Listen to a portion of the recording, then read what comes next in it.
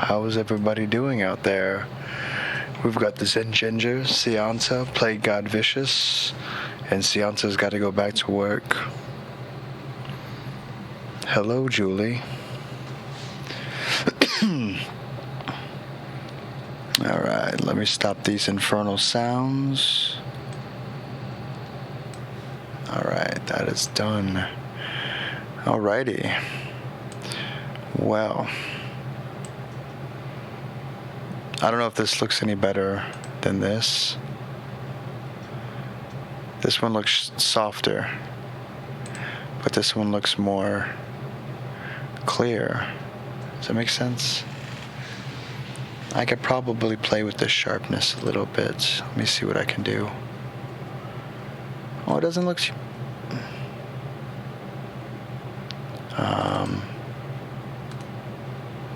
properties. See, tell me if this gets any better. Got a jar of dirt. Who is I've got a jar of dirt? Is that Lauren? That reminds me of Lauren. Alright, so now it's this versus this.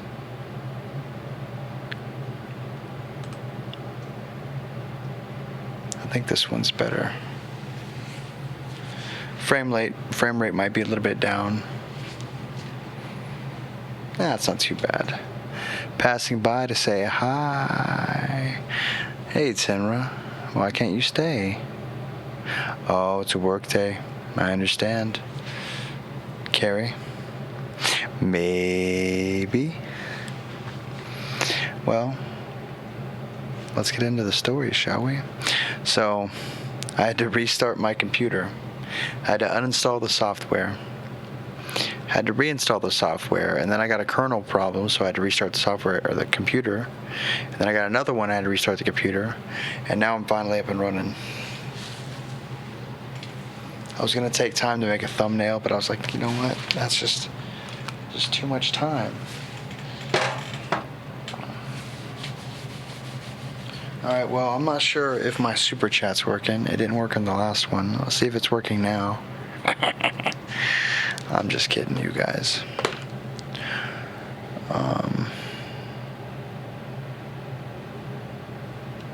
Where'd my Burt's Bees go? Oh no. Oh no. So much stuff's at my desk. I'm a dirty birdie. That's the empty one. I should put the filled one with the empty one.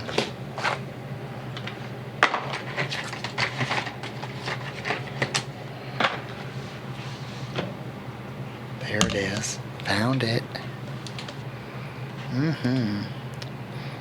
Burt's Bees. My lips are silky smooth now. Hang on 1 second.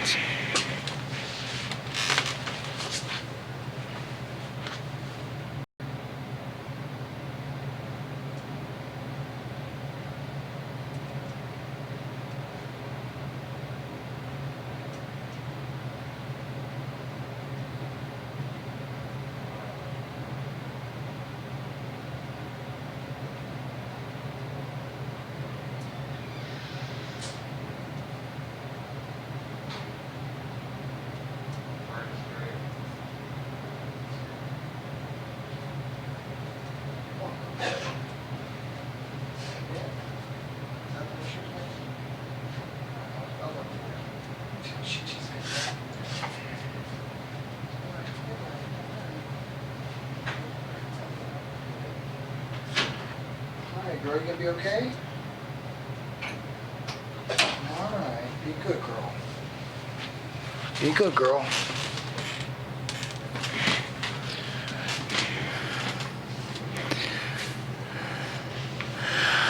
Sorry about that.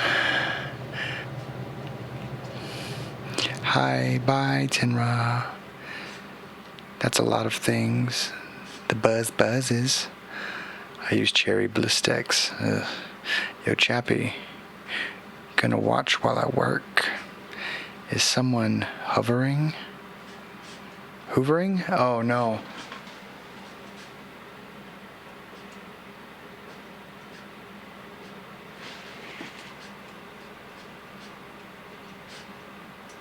Come here, girl.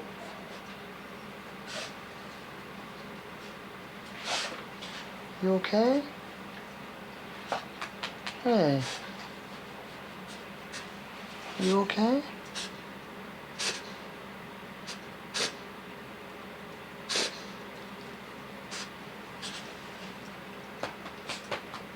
Go lay down.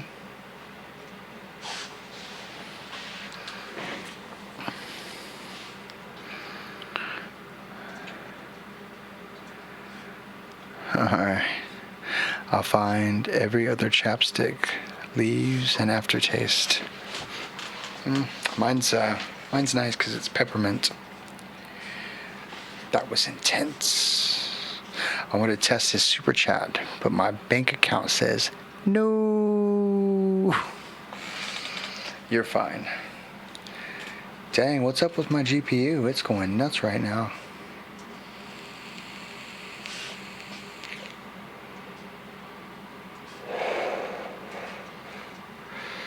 Sounds like a dog's allergies, the inverted snorts. Well, she had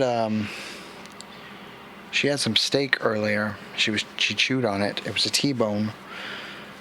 The owner gave it to her, and she was getting after it, so she might have a little piece of bone caught in her throat or something, like a little one, and she's trying to get it out. So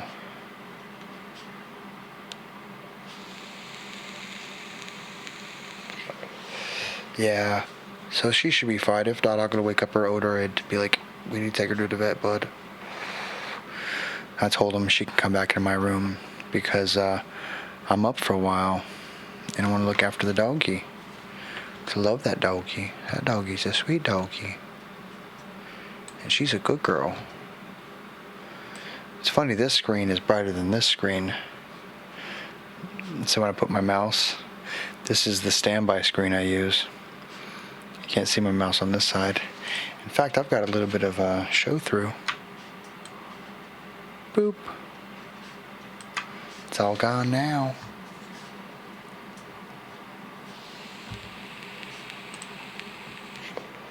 Looks a little darker on Streamlabs than it does.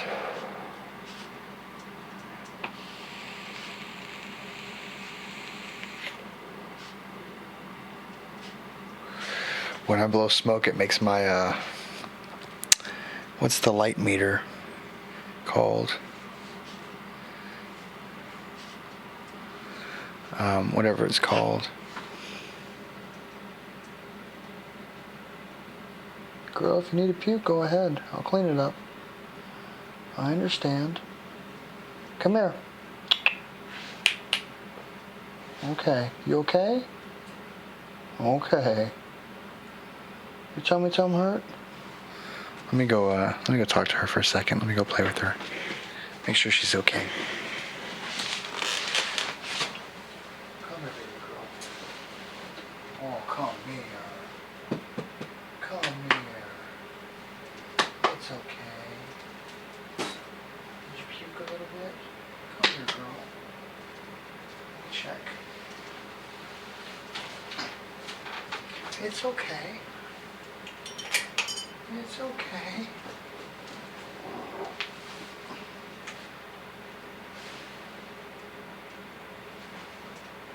Ooh, that was a gross burp. It's okay, baby girl. It's okay. You okay? Are you okay? Okay, go lay down.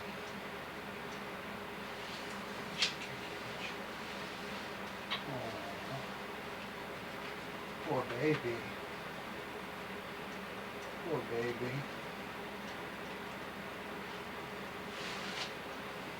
Be good. You okay? Who's a good girl? You want the ball?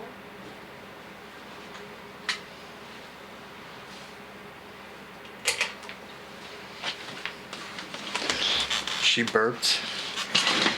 Oh man. Oh, that was terrible. What are y'all talking about? Chappy, you're lovely. That's too adorable. Oh. Well, I want the doggy to be okay. I think she just needs a pink Chappy blanket to cuddle up with. Maybe. Well, she would like to chew it up. That's what she likes to do.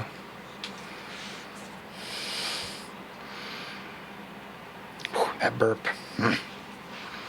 It was like a fart. It was a little toot toot. It was good.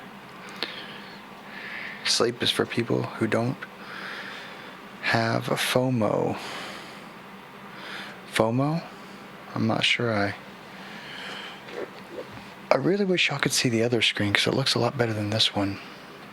And I'm not sure what the problem is.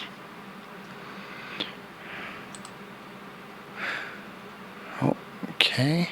No. Filters, they are off. Oh.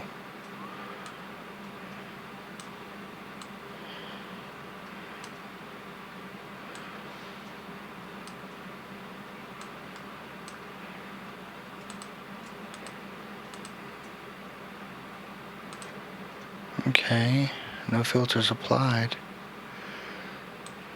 Oh, maybe it's because this monitor sees it like that. Let me pull it over here. Oh yeah, that looks good. Okay, the colors on the TV are different. Burps are from mouth farts. Fear of missing out. Oh, I'm not sure what y'all mean by that, but hey, Sleek. Hey, GRB Aquatics. And hello, Sand Creek Aquatics. I didn't say hi to y'all. Hey, Plague God Vicious. Whew, that burp. That thing's gonna haunt me.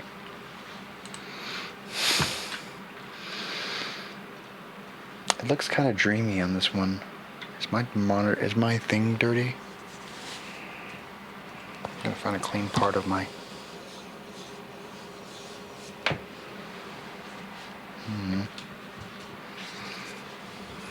You're my abspiration. Thank you. Abspiration. I don't know what that means.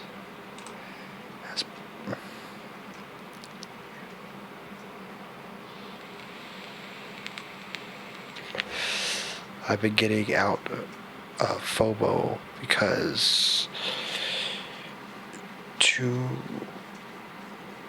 go on the streams, Discord less. Oh, okay.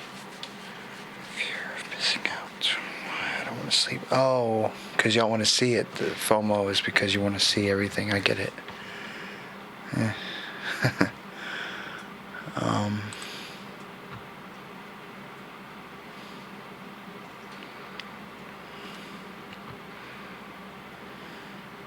I don't know if I'll be able to read, but I'm going to try to.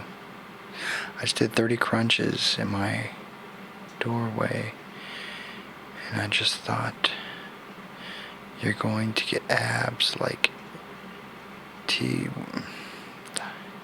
Ty. You're going to get abs.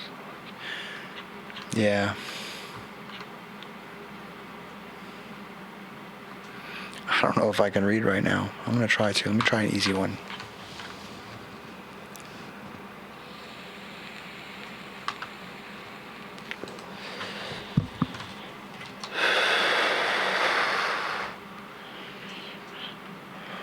Black sap.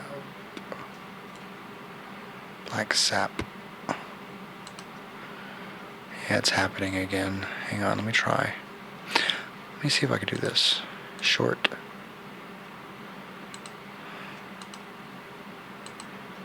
Headaches, I remember. Mirror.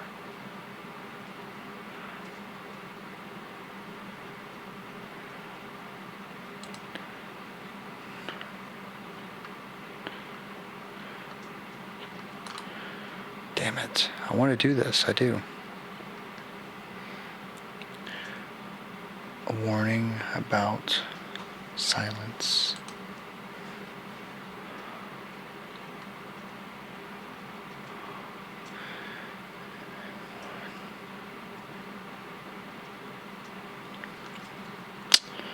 Damn it. I'm sorry, folks. I can't read right now. I don't know why. I need to find out why that happens to me. But we'll talk for a while. How's that? I want to read stories.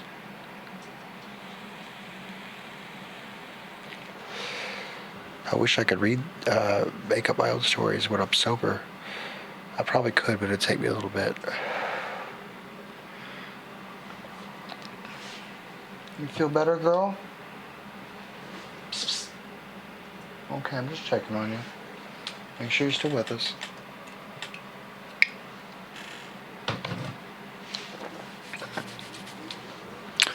I'm gonna try something here. See if I can play with this a little bit. Since I'm live, you know. I'm gonna try. Let's see this. Ooh, it's a little too dark. What about 4.5? Nah. 3.5 is good. Nope.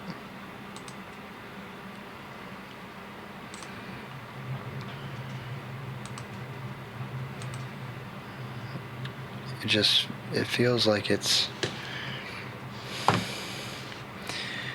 getting darker in the wrong ways. I can play with this so the colors are different.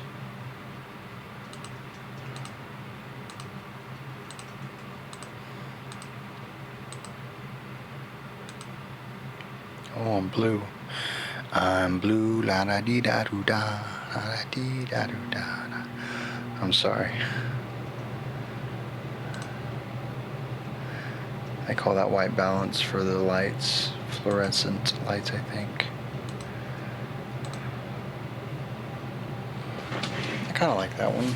That looks alright. Julie eating cake. Doing not badly. Yourself. Not yourself. You, Ty, my nephew, shares your name. Good. Settling down for work at the moment. Got a deadline this morning. Uh-oh. Do you ever use, Ty, After Effects?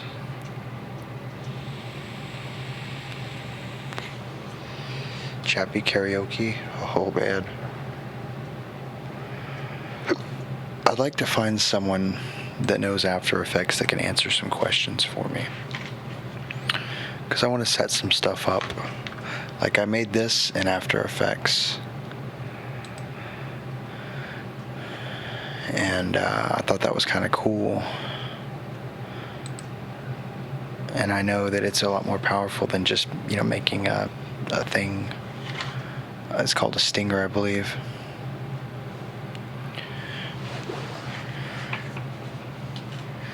Yeah, right now I'm editing an advert for it.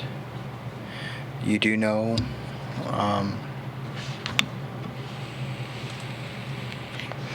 After Effects 2020? Well, I guess they changed the name. Looks very cool. Some hit and CrossFit. Yeah, I need to get good at, I also downloaded Blender. I like how it goes across. Yeah, me too. I think it's pretty neat. I mean, I think I could just put it in my, let me see. It's not an image. It's kind of like a video.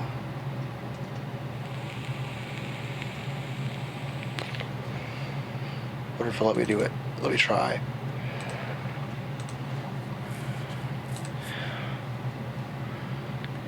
Because I gotta go to Documents, Steam Config, Stinger. Nope. Yeah, After Effects. I'm not as experienced with it as Photoshop, Spine. I don't know Spine.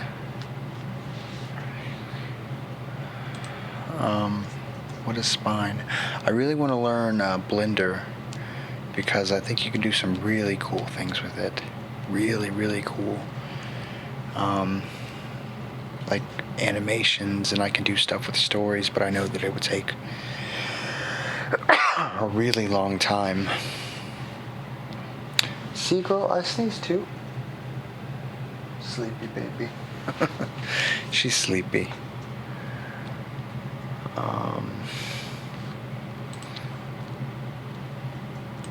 What programs do I have access to? Photoshop, After Effects, Audition, Media Encoder, Camera Raw, Illustrator, Acrobat DC, InDesign, XD, Lightroom, Premiere Pro, Premiere Rush, Fresco, Bridge, Dreamweaver, Dimension.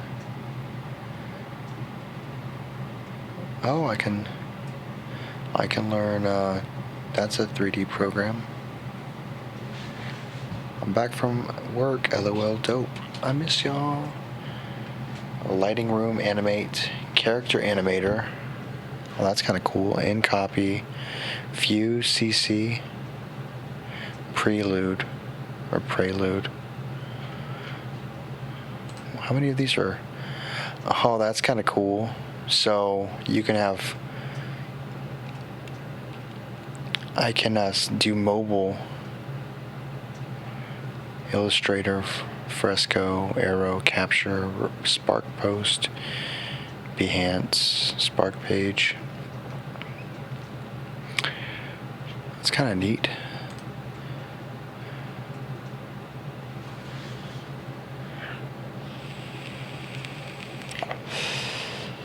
I could do some Blender. I made it donuts. I get that joke. I was watching this guy. He took a picture, like a stock photo. It was really cool, and he turned it. It was steps to like a subway terminal, and he turned it into a 3D animation that he can go through. And it looked very close to the picture. And it was really cool. And it was really funny because then the people underneath it, like, it took him 20 minutes. It took me 4 days to make a donut. And someone's like, "You can make a donut? I can't even do that." Character Animator is the best. Learn Character Animator. Well, I want to know what I need. I want to create a video game, a spoopy video game. So I've got to learn what I need to animate that. But I should probably learn the programming of that. But I can probably find a programmer. I don't know. If I could do like part of it, like lease out some stuff for Ty to make. Be like, "Ty, make this character for me, and I'll animate it." Gotta go work. Morning's nice talking to y'all, man. Peace. No slideshows. That's the first time I'm seeing you, Noel. Thanks for joining us. Are you subscribed? Do I know you? I am subscribed to you. Oh. Look at this. You make a lot of cool stuff.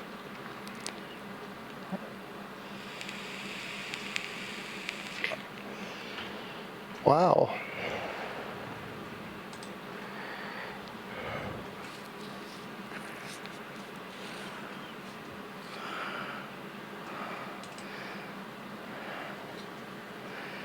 Didn't. Oh, hello, creepy Chappy, man. I love watching scary movies made of different horror slideshows like zombies and werewolves and more, and a nice background.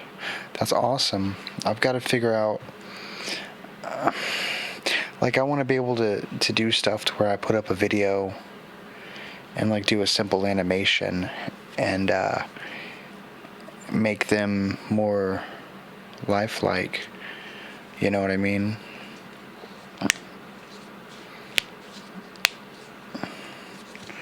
Like, put my own flair on stories or my own ideas to the arty creepy pastas.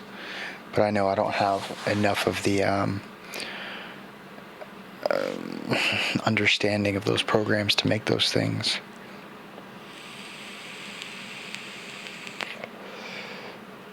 I think I got you from Firewolf Studios. Oh yeah. Nice. Yeah, Firewolf Studios is cool.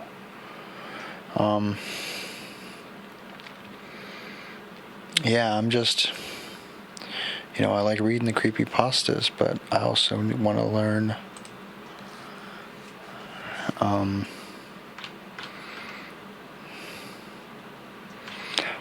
this shite.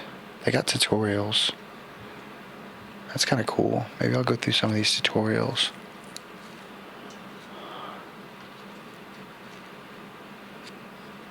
Design a logo. Edit DSLR video. Create a business card. Create your first design.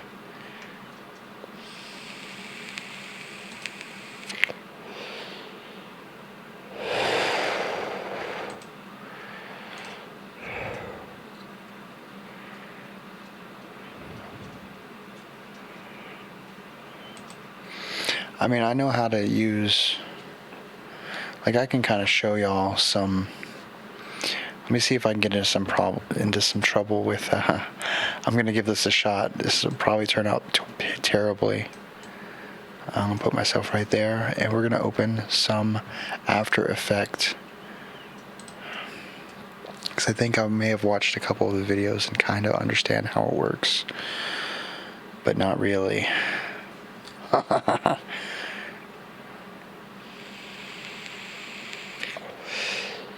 Yeah, so I need to get a streaming, the Elgato stream board. Those things are like $150. No, not what I'm trying to do. Windows capture. Oh, no, that's that. Okay. Well, let's add a new Windows capture.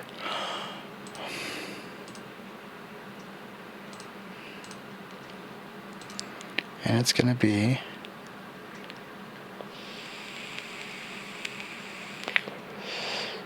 where is it at?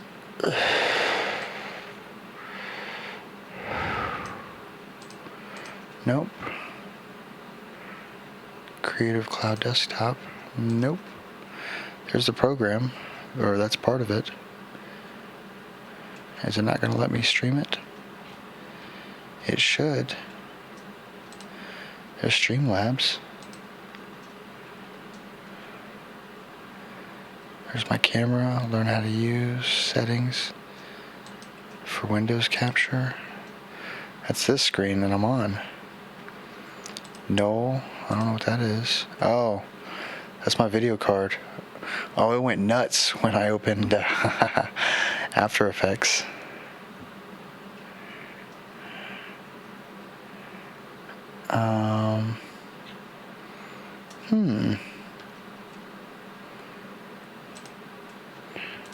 Let's try that again.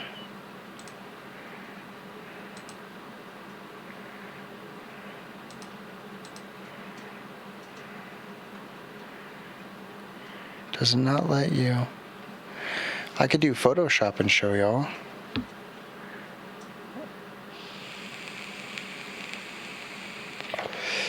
You could make that a channel goal for everyone to donate to, baby. I think a soundboard would be awesome.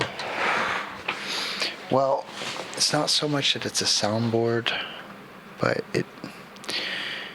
here, I'll show y'all what it looks like. It looks like a soundboard, kind of. There's a few things I want to get, but this is one of them. It's called a Stream Deck. They're like I wouldn't want the little one because I'd need the big one, or I'd get 2 little ones. Oof, that sucks. Let me nope. Images.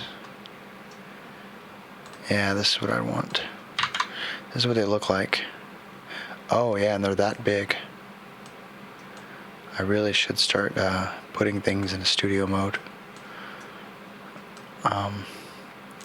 So that's what they look like. And you press the button, and then whatever it's assigned to, it does that thing. Because I have use of things like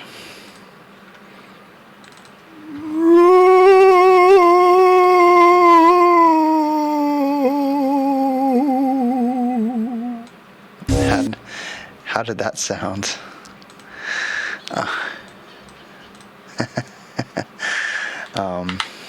Yeah. Let me try Open After Effects, and let me put it over here. And let me try that again when I do a Windows capture. Put a Windows capture.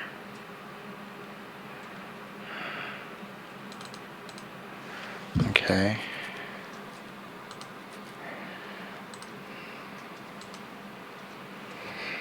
Oh, there it is. Okay. Cool. But now I have to move it over here. And I can't see what y'all are saying, so I have to move y'all to the side. Tom dying at a donation. Worst noise ever. It's not that bad. Alright, so let me see if I can make... I don't know, I kind of want to make like a wave or something. I mean, I could do rectangle box, pin tool, that's what I want. So I'm gonna put it like that. And then I can press T. Oh, that's opacity. I don't want opacity, I want... There we go. I want to scale it. But I want to put an anchor right there. And it's going to start off at 100. And then it's going to go to right here. And then it's going to go to 200. That doesn't do anything, does it? Nope. Let's try that line again. You know what? Screw that. We're not going to do line. Whatever. We'll just do a box. I know how to do real simple stuff. Like, okay, there's a box. Cool. Oh, no. So I can take the box. Is it Alt? Nope. Oh, I need to... Hang on. I need to grab the box. It wants to keep grabbing it. Yeah, I guess you understand the words. You just don't know anything about what he's doing anyways. I think he's busy, but I'll talk to you later. Hugs. Bye, Chappy. See you later. You need more USB ports for this external stuff. I have tons of USB ports, actually. Rectangle. Okay. Rectangle path. Okay, so... Why does it want to keep... I don't want that anymore. I want...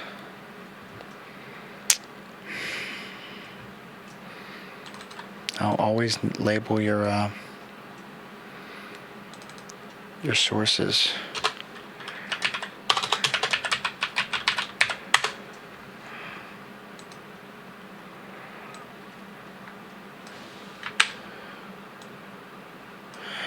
Control Z, Control Z, Control Z, Control Z, Control Z. There we go. Okay. And we're gonna call this rectangle.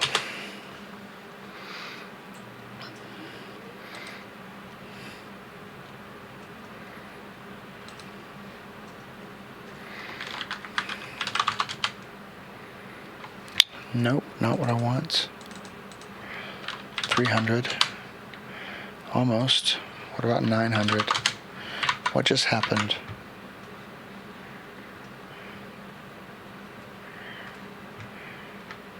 James Thorberg has donated $5. Hey Chappy, love watching your creepy pasta video game streams.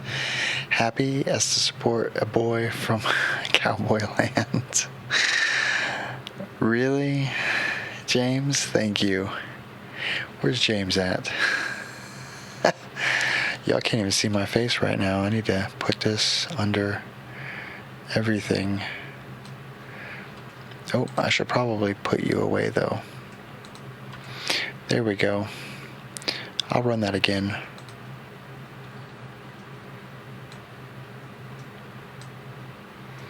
Oh, there's that. So, oh, because it can only go so big. Alright, well, okay, so we have our box. Where's our box at? Oh, I went to 960, not what I wanted. What's 0? Where's my box at? There's my box.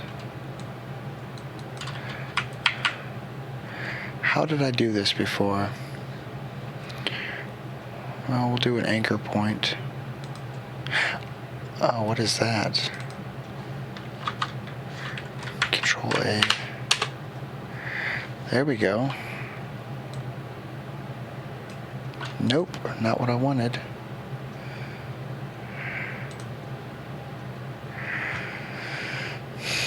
That's what I wanted. Because now I can grab it. Holy crap, I'm ridiculous. Let me try that again. So we're going to make a black box. We're going to grab it. We're going to put it right here. And we're going to put a keyframe. You do that by right-clicking. Oh, I don't remember the button. Keyframe, keyframe, keyframe. Oh, you can make a keyframe right here. Content. Position. There's a keyframe.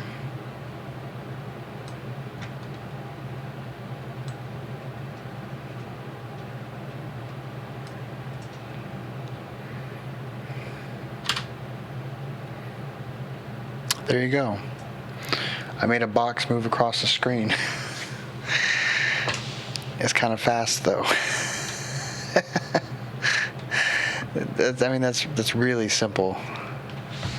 I can even make it do spins and stuff. So let's bring this back. I'll start there and I'll add a keyframe. And then I'll drag right to here. And I'll add 180. And then we're going to play it. Oh, it just flipped right off the screen.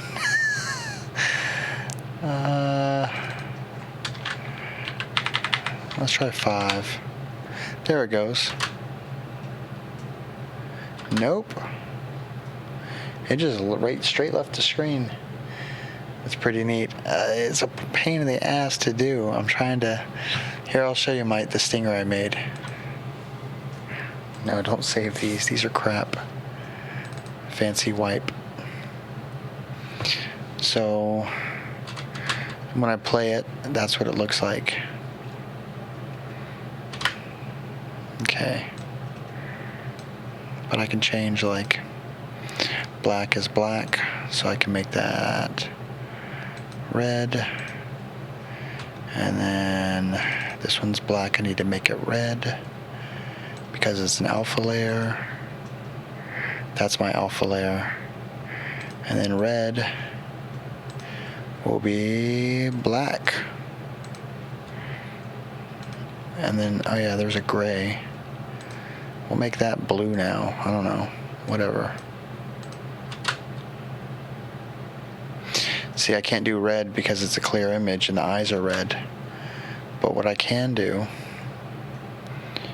is find that and change it.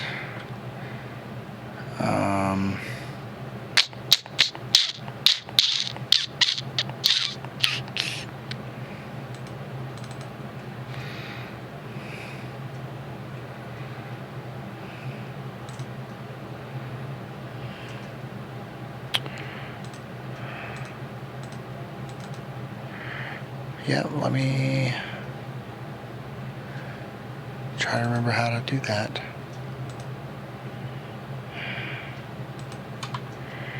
I don't know. Cool, I use Magnisto app. It's cool making slideshows. No slideshows. How am I getting so many people in here with slideshows and stuff? I did an AMV years ago. I was pretty proud. But it's lost to the ether. Oh. Let me... No. Close panel.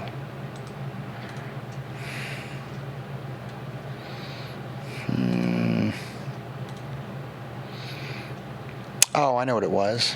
Freaking duh. So I need to imports, file. I'm a stupid.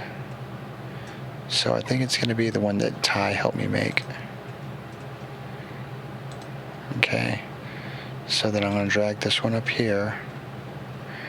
Well, fine, I won't delete it, but... So wait, hang on. Scale is 39. Wait.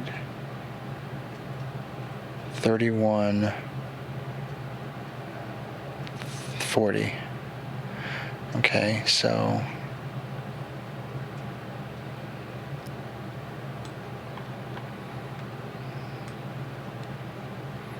Okay, there's that one.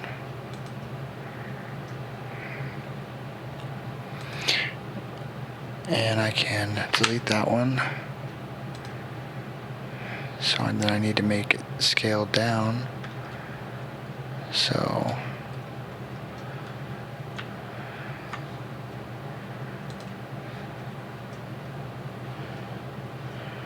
let me scale it, stupid. There it goes. Oh shoot, shift. So there it is. It'll be this big, right? Okay, now let's do, nope, down, transform, scale, and it's at 61%, so we're going to make a keyframe here, and then by the end,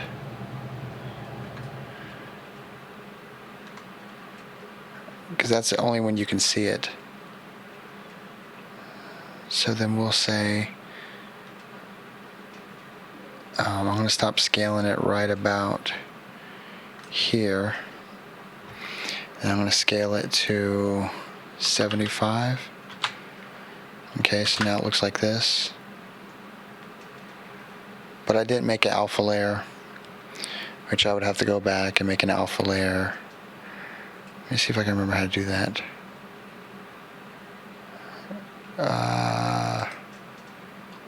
There it goes.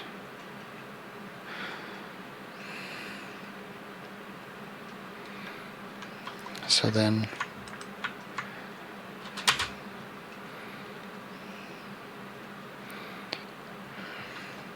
so that's how I did that. And then these were pretty easy. Like I just took the first one. So let's scroll out a little bit. Which one is this one?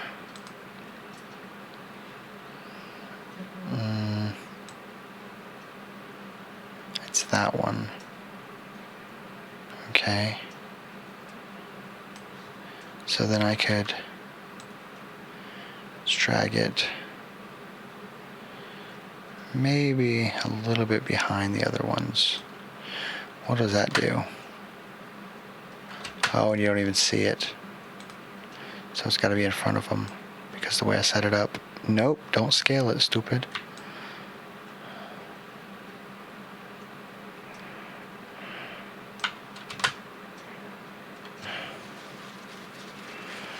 But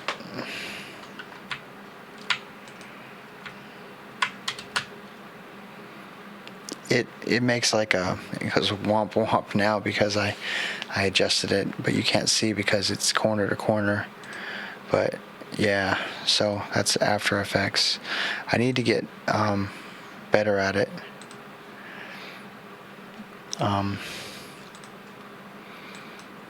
That took me like way too long to figure out how to do. Well, I didn't figure it out. It was a tutorial, and I basically used the same one that he did. But yeah, I really love your logo. It's awesome, man. Well, thank you very much. I'm hoping I paid an artist for the logo. Like, I had what I wanted, and I went to Fiverr. And when it came out, it was, I told him I'd like one that's clear and one that's black. And I'd like full rights and all that stuff because I want to make merch. But yeah, I think I paid like $50 for it or something because I tipped the guy. Yeah, I know it's hard, but it's cool like that. Try your best, man. Well, yeah, thank you. I mean, I'm still learning that stuff, and like, what is it, Photoshop?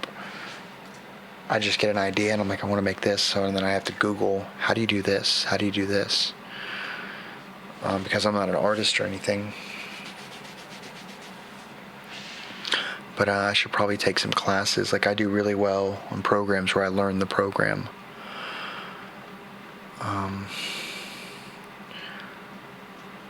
Have a great day, man. Nice talking to you. Peace. Well, take it easy, Noel Slideshows. Let me make sure I drop you a subscribe to check you out. Let me see here. Oh, I'm already subscribed. Duh. We talked about this.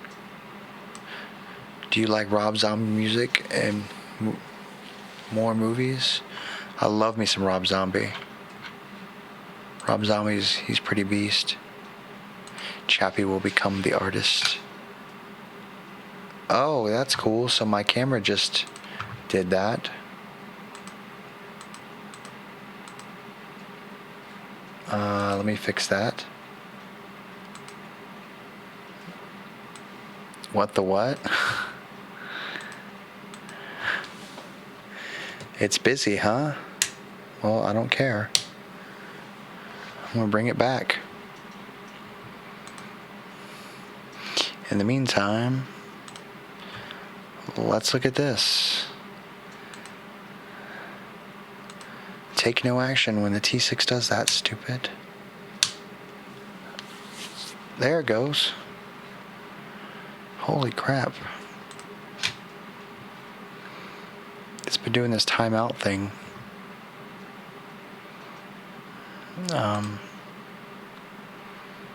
I've told it not to.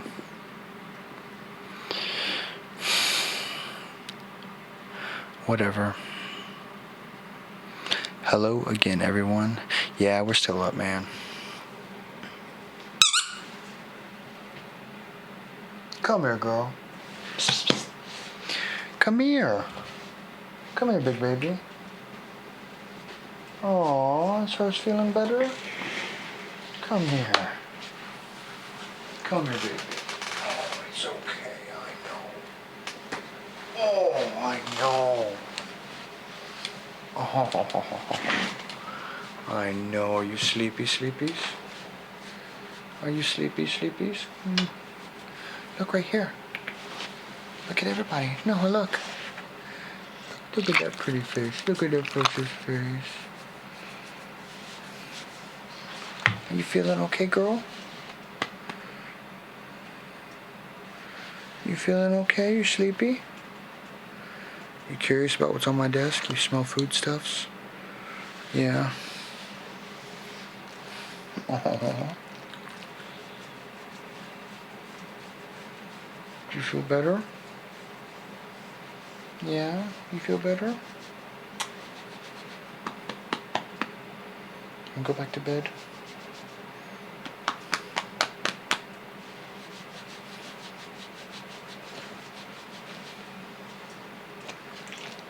I got you. She's a great cuddler too. If you like lay on the floor, she'll spoon with you.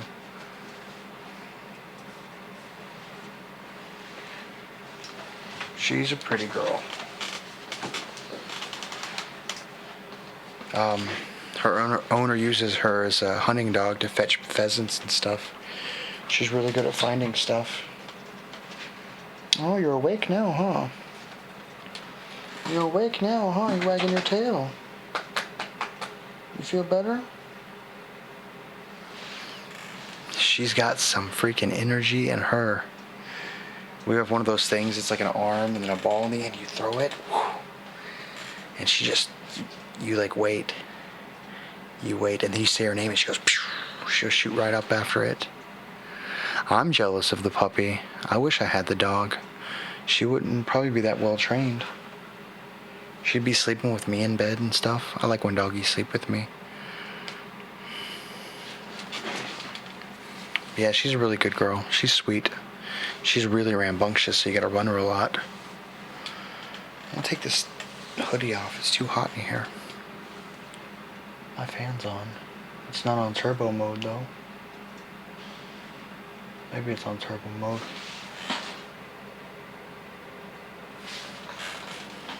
I don't know. Well, she stopped doing her noises. And that burp really... that messed me up. But yeah. So let's see if I'm ready to do any stories. Sometimes it comes back to me.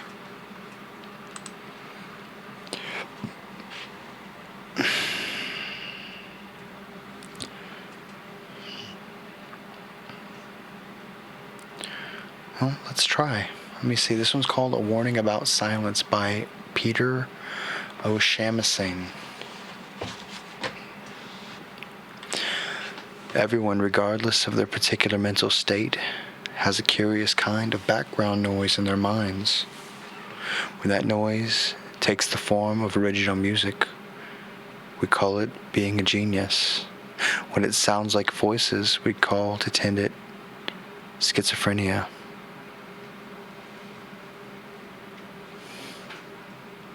A single voice is often referred to as religion.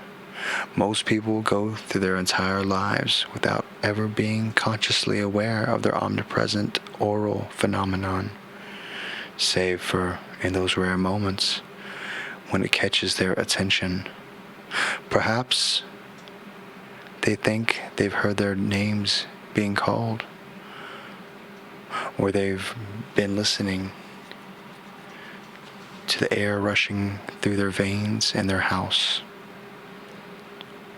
One way or another, though, the noise is there. I'm trying. Let's see if I can. Damn it. I'm looking at this thing and trying to read ahead, and some of the words are like I know that word. Cacophony. Oh, okay. I know that one. What if it sounds like static? That's a good question, I guess. Cockatoos are super cute. What does a cockatoo look like? Which one of those?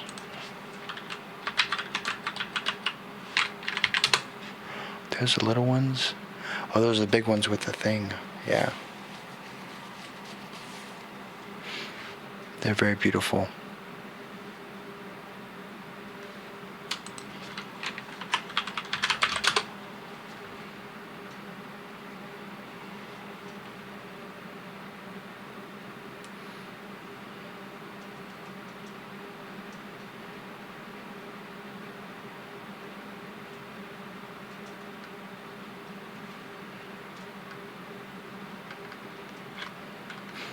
Yeah, I think birds are cool. Ooh, they have blue cockatoos.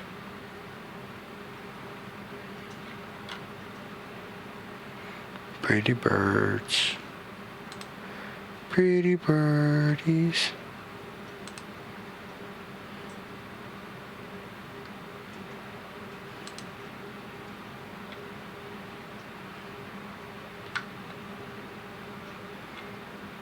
A black cockatoo would be kind of cool.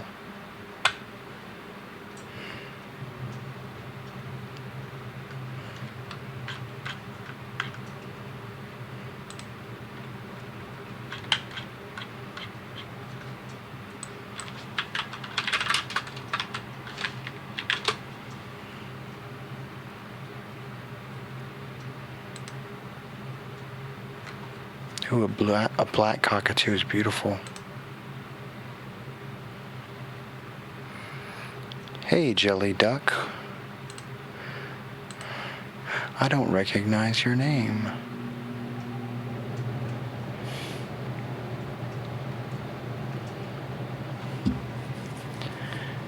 ASMR videos, how to make a drum and bass beat. Elastic drums. Look at all this stuff. Cool.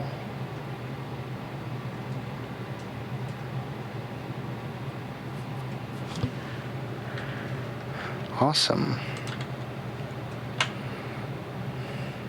Let me change my shirt real quick if y'all don't mind, because it's hot. I won't get naked on the camera for y'all to save y'all's eyes.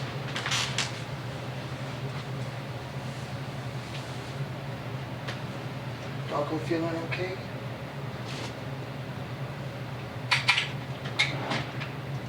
Doggo sleepy, sleepy. Sleepy, sleep. Is this the kind of shirt I'm wearing? Nope. Not the kind of shirt. I think these shirts smell good.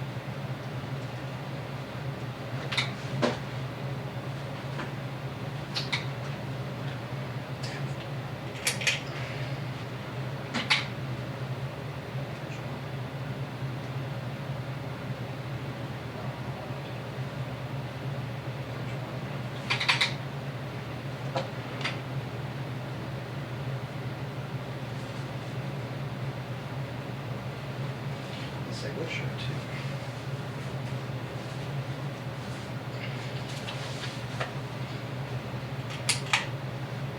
Wasn't that big donkey? Sweet dreams.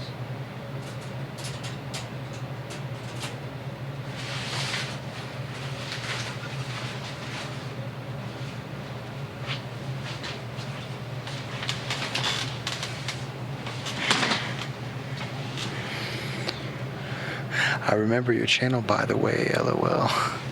Well, thank you.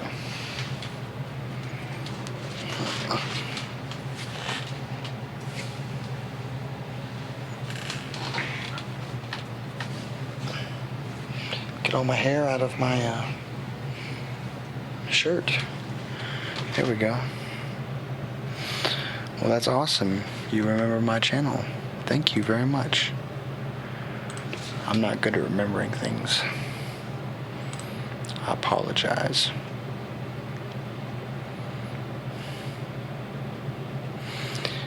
Chappy's logo looks more creepy in the lights.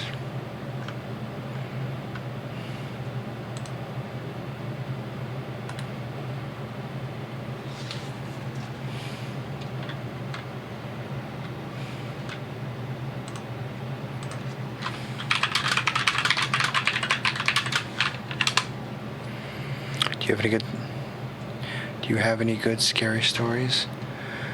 I normally would, but unfortunately, my mind is being ridiculous right now.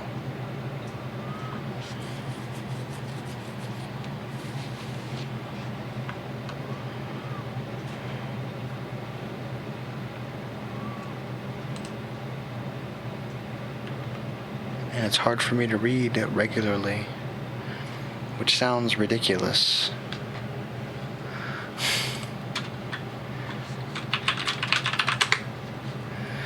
Mischief just loaded in the forest. I had to kick her off my off my account earlier.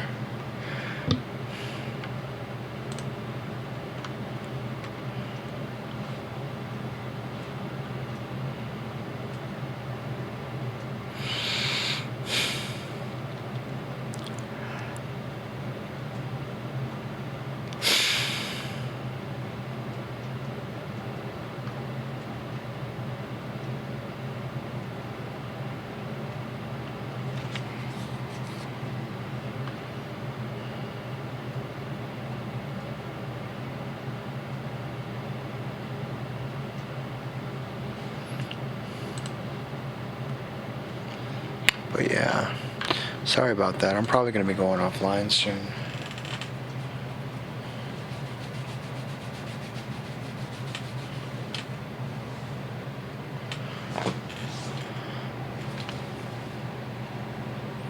Here's my trick. That's why I never have to brush it. It all goes to place.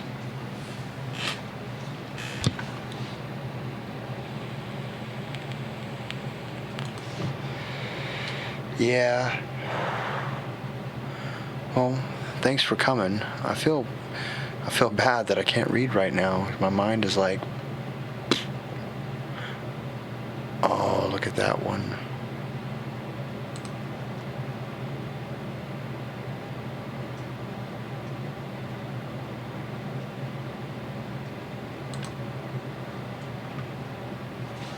Holy crap, $200 for a 13-second 4K video.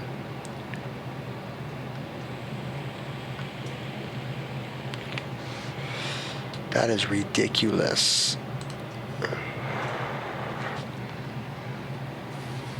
That's for the license to use these.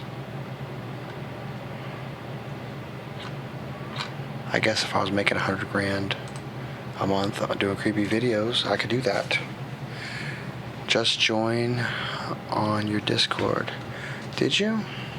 I don't have Discord open. Yes, I do.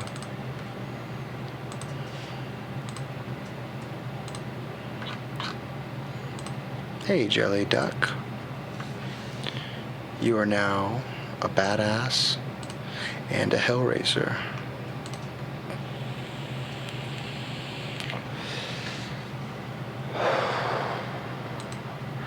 Hi guys, you're back. Yeah, but I'm probably gonna go offline soon because my brain is mush. Unless I could think of something to do in After Effects that's kind of cool. Oh, my GPU's going nuts right now. How about I close After Effects? Don't save.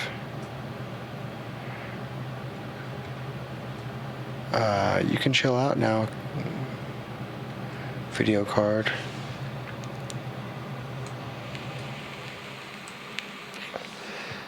Did y'all hear that? Wait. Woo. That was when my video card went dead, but it was when the AC stopped. Or not that it went dead, but it cut to half power.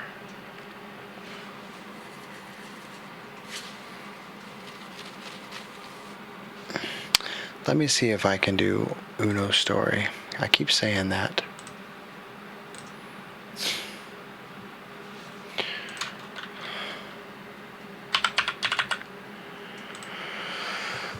If I can do one, that means I can do two, then I can do three.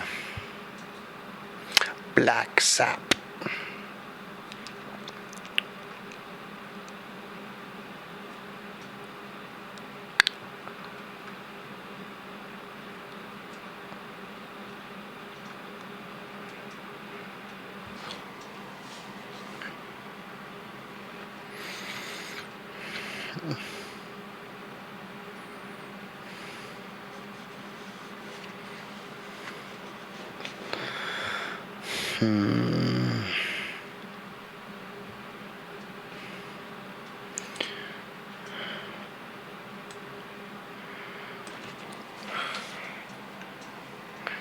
Ed, why'd you yell his name?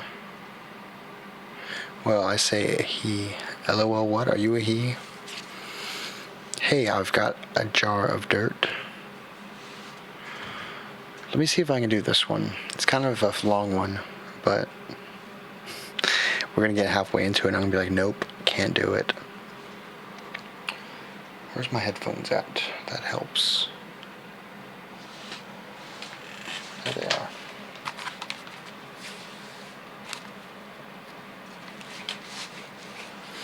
Okay, well, this one's called Black Sap. If I'm unable to finish it, I will come back to this and I may restart it. Here's the link.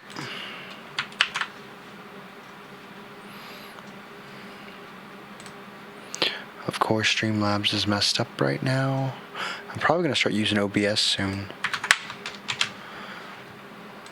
It's kind of a long one, like I said, but we'll try it.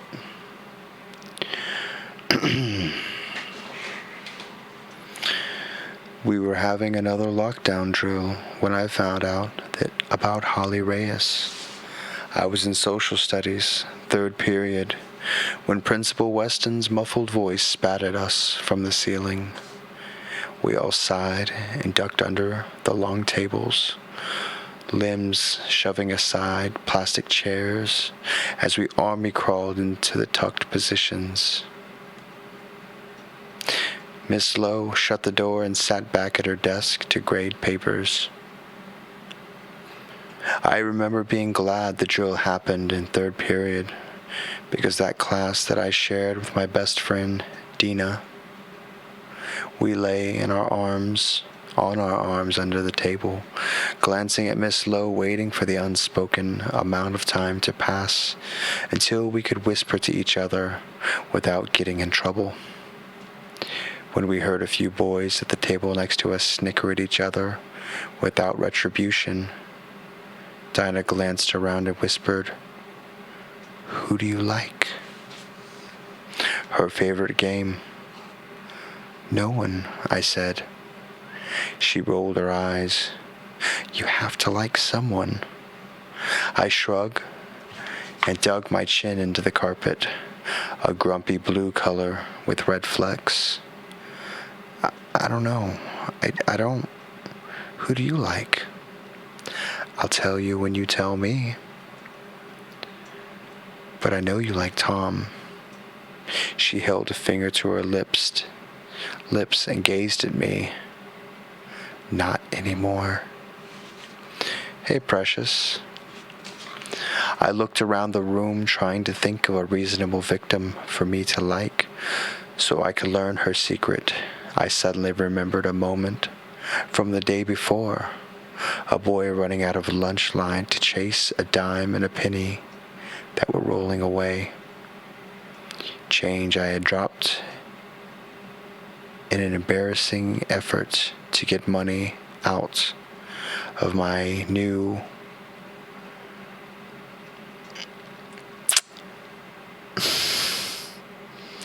wallet.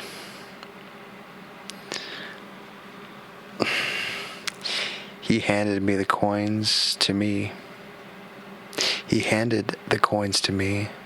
His smile was so bright and had dimples. "The new kid," I said. "I don't know his name." Dinah raised her eyebrows. "Ricardo?" I shrugged. "Maybe. I don't know." Dinah gasped so loudly that Miss Lowe shushed her. "Oh no.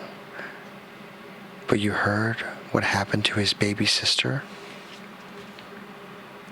I barely knew who we were talking about. "No?" "Holly, a sixth grader," Dinah said with a grin.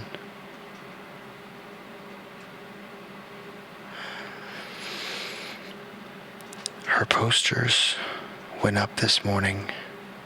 She's missing." I remembered feeling the weight of those words like a foot stepping on my back. I remember thinking she was lying, then thinking I was dumb for not knowing those 3 whole periods had passed. Then hearing Dinah babble about the latest crush, whose name I forgot immediately because I don't care about that anymore. The missing posters went on every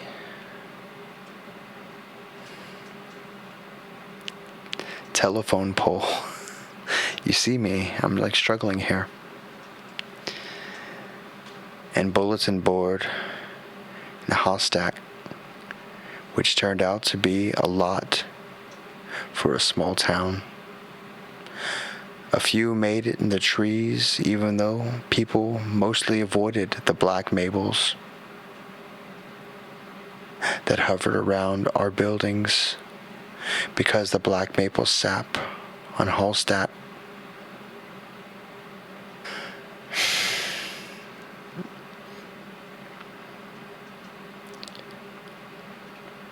notoriously gooey.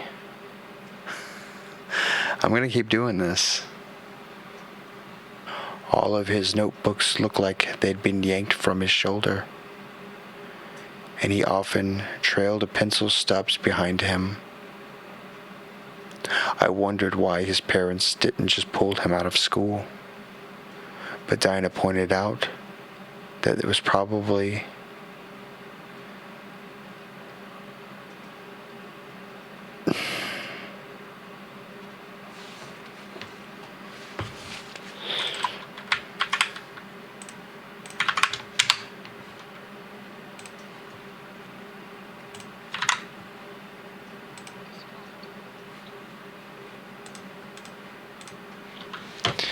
and try that again. But Dinah pointed out that they were probably distraught at home, so maybe being at school gave him some peace.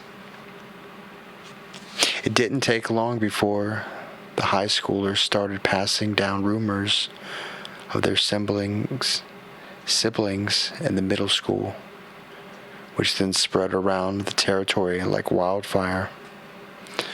I heard the rumors from my science partner, Finn DeCorma.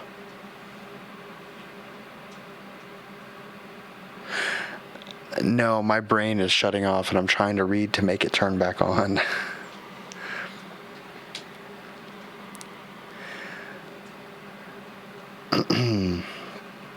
It looks like a good story. I'm trying to read it, but this happens every now and then. Not good for a YouTuber. Not good for a YouTuber that likes to read stories.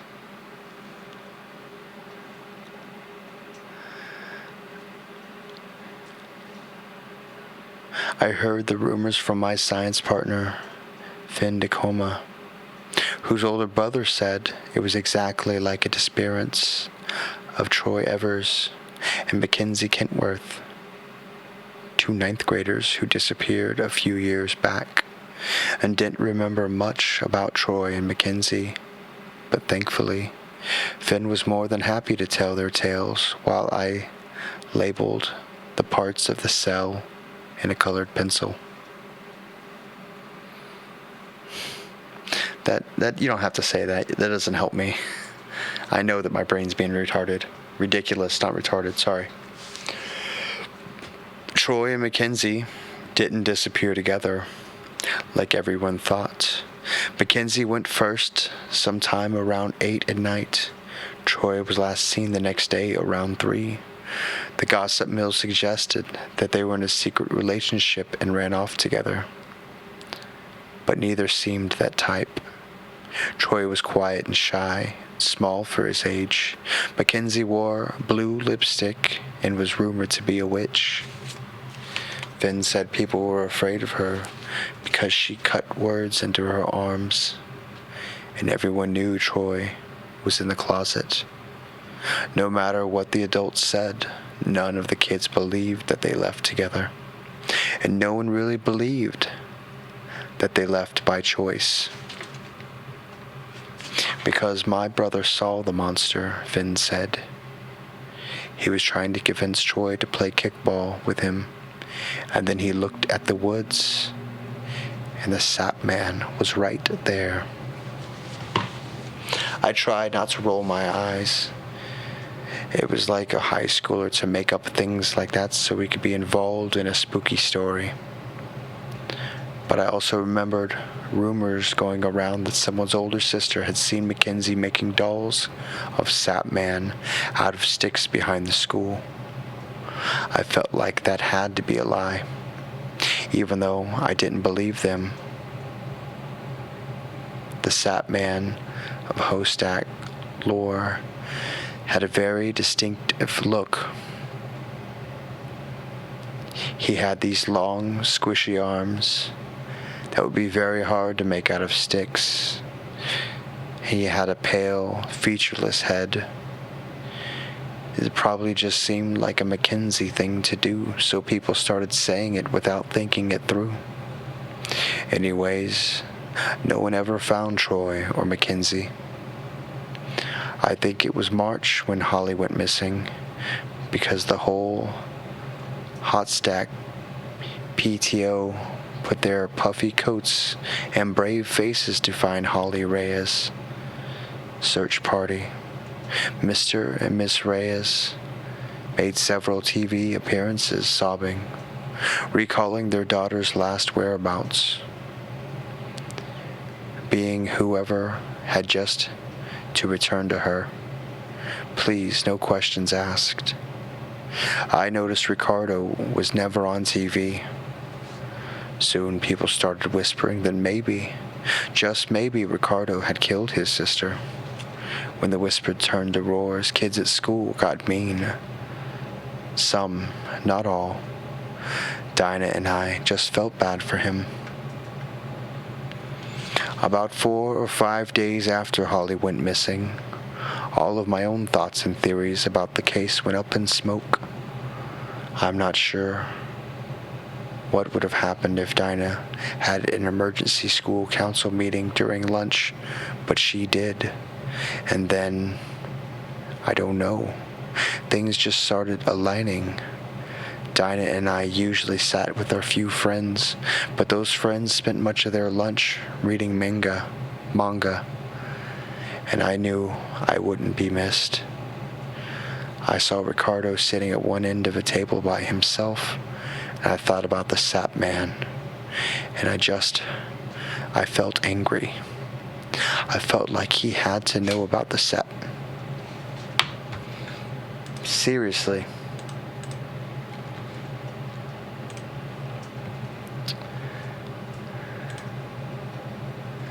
What the shit?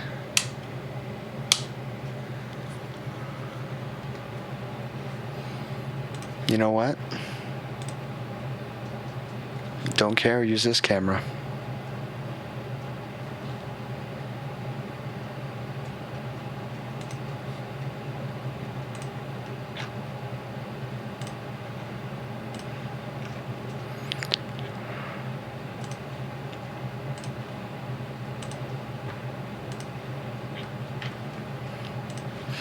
Okay, back to the story.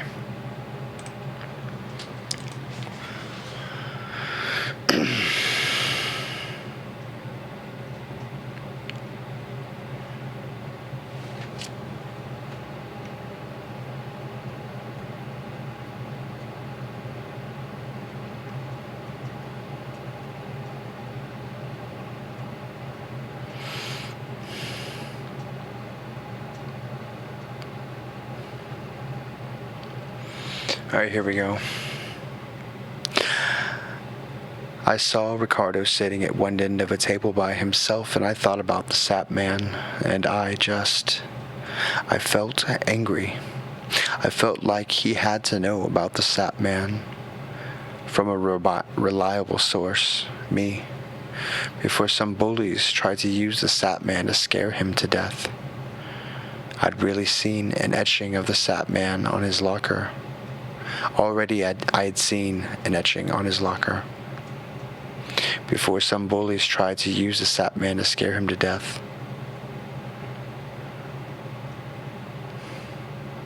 But it was pretty poorly drawn. so I doubted it had clued Ricardo in. Still, it was only a matter of time before the convoluted whispers of Ricardo the Sap Man reached his ears.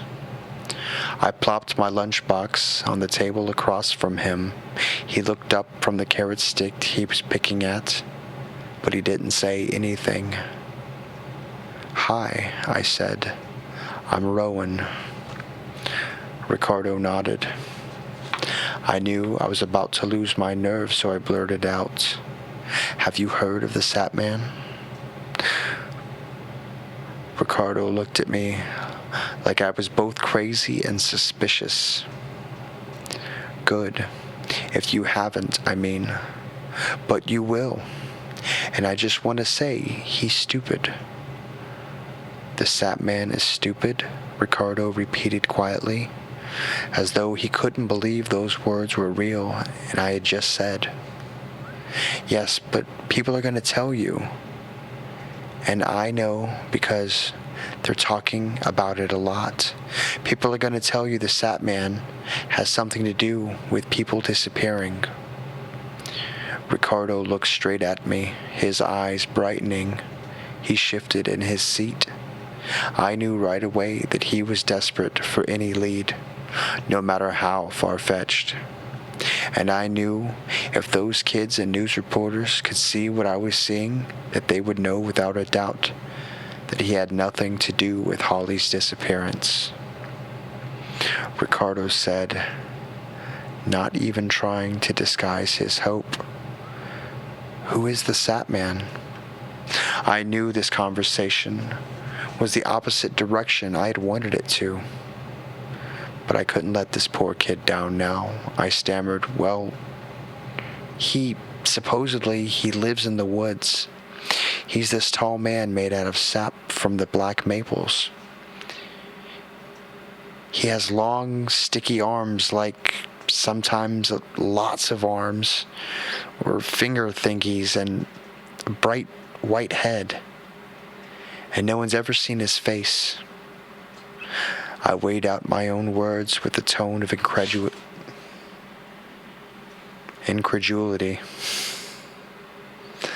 trying desperately to convey how stupid the whole idea was. But Ricardo was rapt. He wanted me to go on. "He's not real," I said quickly.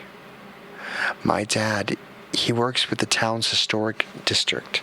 He said that the legend of the Sap Man probably came from when people settled in Hochstadt.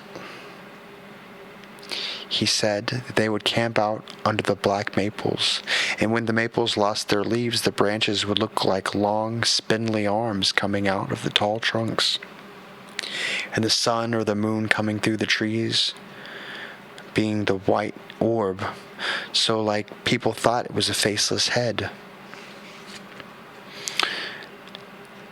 "And what does the Sap Man do with children?"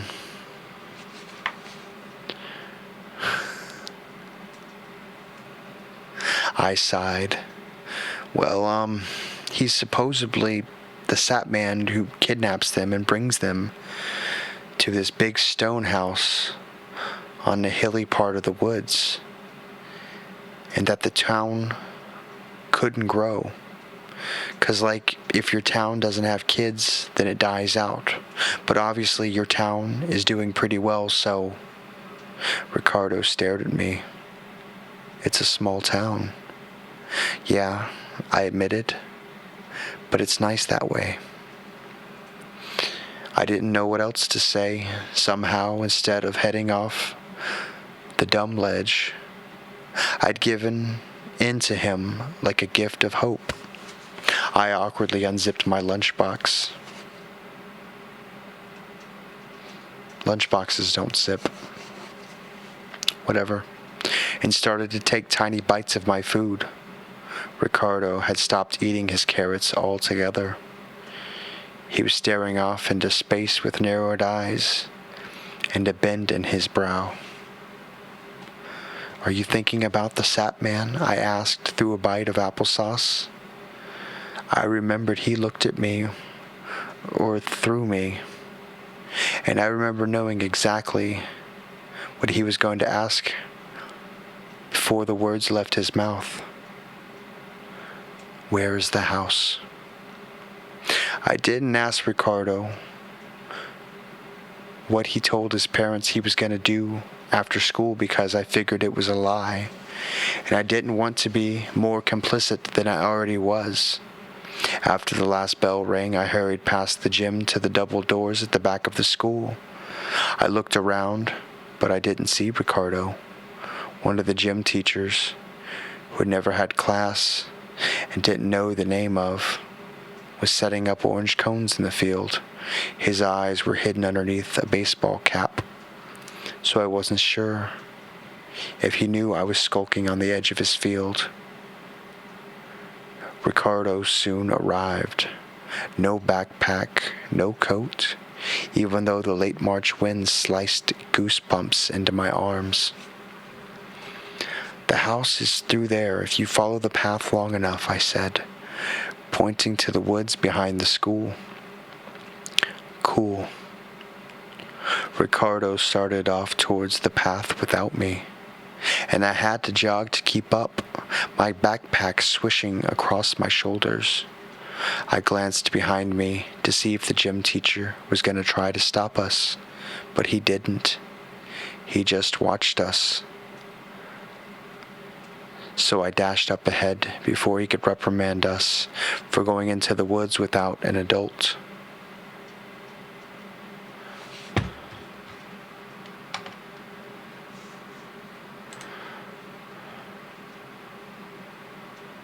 That's a lunch bag, not a lunch box. It clearly says lunchbox, but I can't say words like Pikachu, so who am I to judge?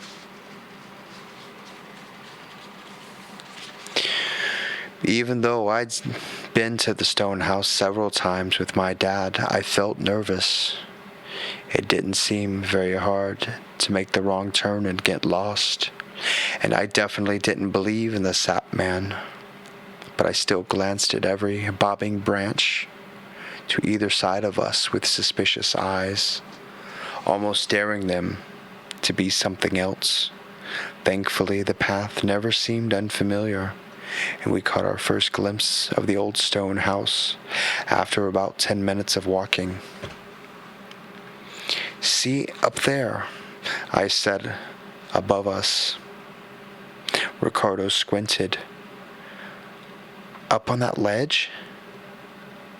There are some wooden steps to the top, I told him, for tours and stuff. It housed the first Hallstatt mayor. That's why it was built well enough to survive. Ricardo's eyes scanned the roofless building and crumbled rocks and the overgrown yard. He mumbled, sort of survive.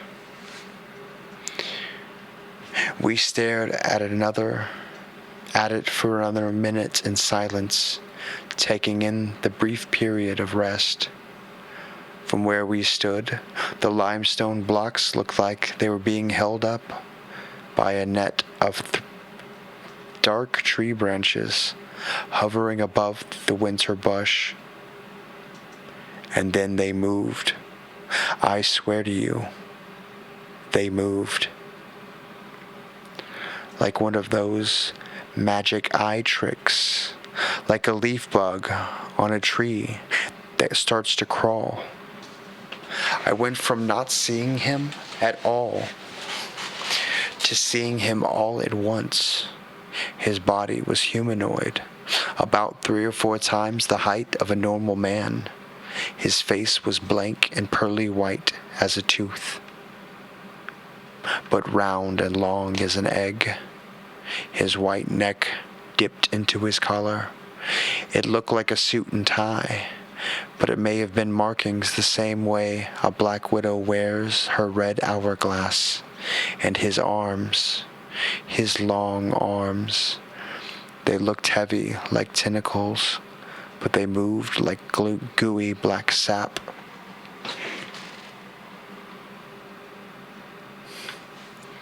We screamed. Ricardo wasn't going to move. I don't know if he was in shock or if he wanted to get his sister back from the creature.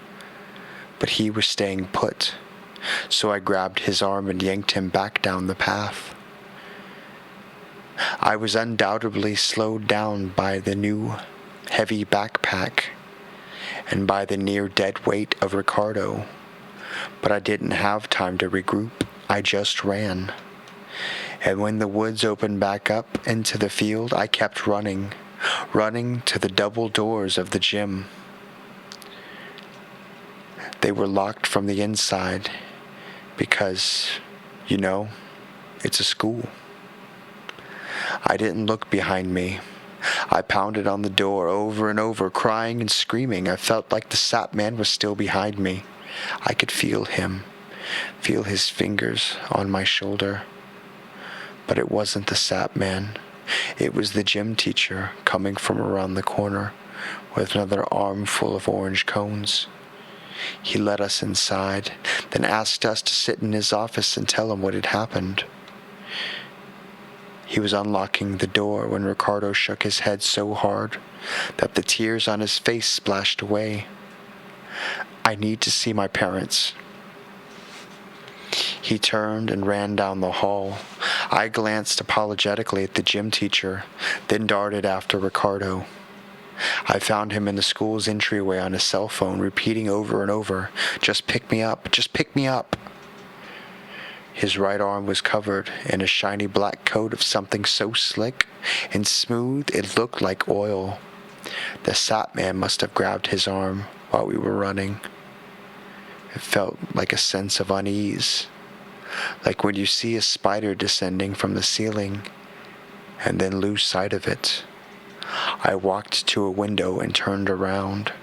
I craned my neck to look at my reflection. Thin black streaks ran down the length of my backpack. I was really shaken up. I told my parents about our excursion into the woods. They scolded me for wandering off when another kid had just disappeared. When I got to the part about the sap man, though, I underplayed it, saying things like, "It looked like," and I could have sworn I had attributed the marks on my backpack to sap from the branches. And I was doubting everyone else I'd seen regarding the sap man.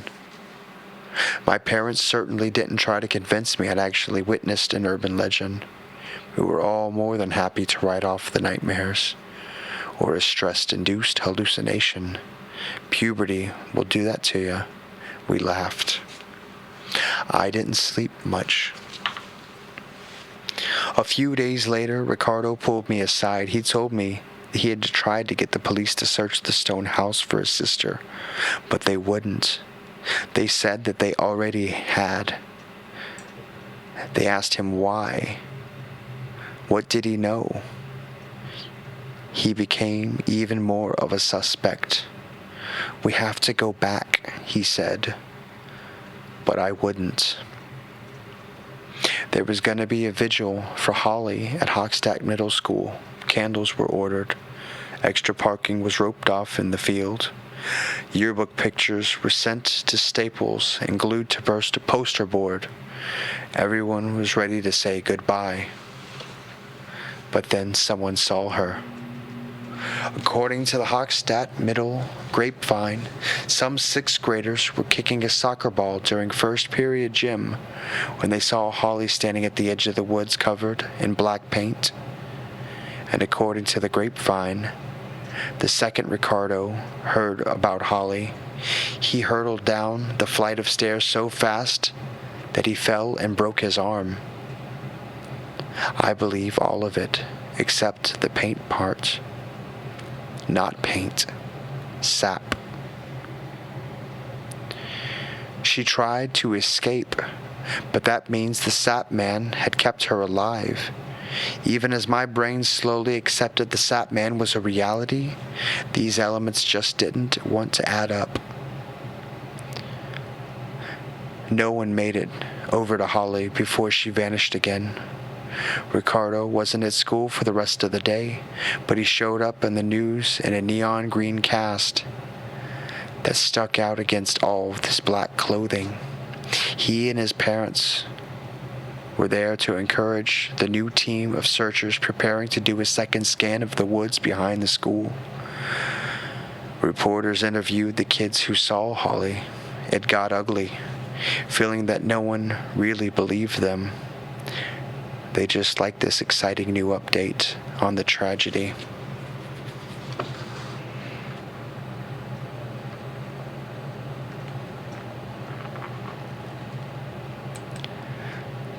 The searchers turned up nothing. They searched the stone house, which it was empty as usual. They searched the woods for miles deep, but nothing seemed strange. They brought out flashlights to comb the nooks and crannies as it got dark, but nothing. By midnight, no one believed the sixth graders, but how could a little girl stay alive for a week on our own in the woods, then show up at school, and then disappear again before anyone could catch her? I saw the adults shake their heads, fed up with the charade of believing Holly was alive. No one had really seen Holly, they decided. Kids just loved attention, especially middle schoolers. I lay awake that night, trying to piece things together. The next morning, a body was found. That gym teacher, the one with orange cones, was found where the field meets the woods. He had drowned, they said, or choked. It was hard to say which, when the substance had filled his lungs was sap. Gallons of black maple sap had burst the lining of his stomach, coated his lungs, and sloshed against his brain. It came out of his nose, his eyes, and his ears. I saw the photos. With so many eyes on the scene, nothing like that stays under wraps. Not when it happens so close to a lunchroom, which spreads news faster than a telephone wire. The teacher's wife said he had gone out to join the search party. He said he'd be out late, so she had gone to bed alone. Everyone was still puzzling over the sap-filled corpse when Holly came home. A day after the gym teacher's body was discovered, she wandered into the school building covered in sap.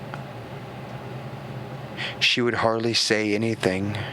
People gave her time, but still nothing. She would murmur a few words here and there, but nothing else. Nothing that answered any of the questions we had, until she asked the police if he was really dead. We thought she meant the sap man at first. She didn't. They searched the gym teacher's home. They searched his computer. They stopped grieving his death. I swear I didn't know, his wife sobbed in the interview. I wouldn't be able to live with myself. She's doing better, Ricardo told Dinah and me at lunch. It had been a week since Holly returned. She's seeing a child psychologist. We're not sure how bad it got for her, but we think it could have been a lot worse. So that's when she ran away, Dinah said, to hide from that creep. Ricardo said, but he glanced up at me, and I knew we were on the same page. After school, Ricardo and I met behind the gym. We silently walked towards the woods. The weather had gotten much warmer, so I bruised myself in the silence by tying my hoodie around my waist. I heard those kids were on a flash drive, Ricardo said. I pushed a branch out of my way. Troy and Mackenzie? I think so, Ricardo shrugged. and a bunch of others.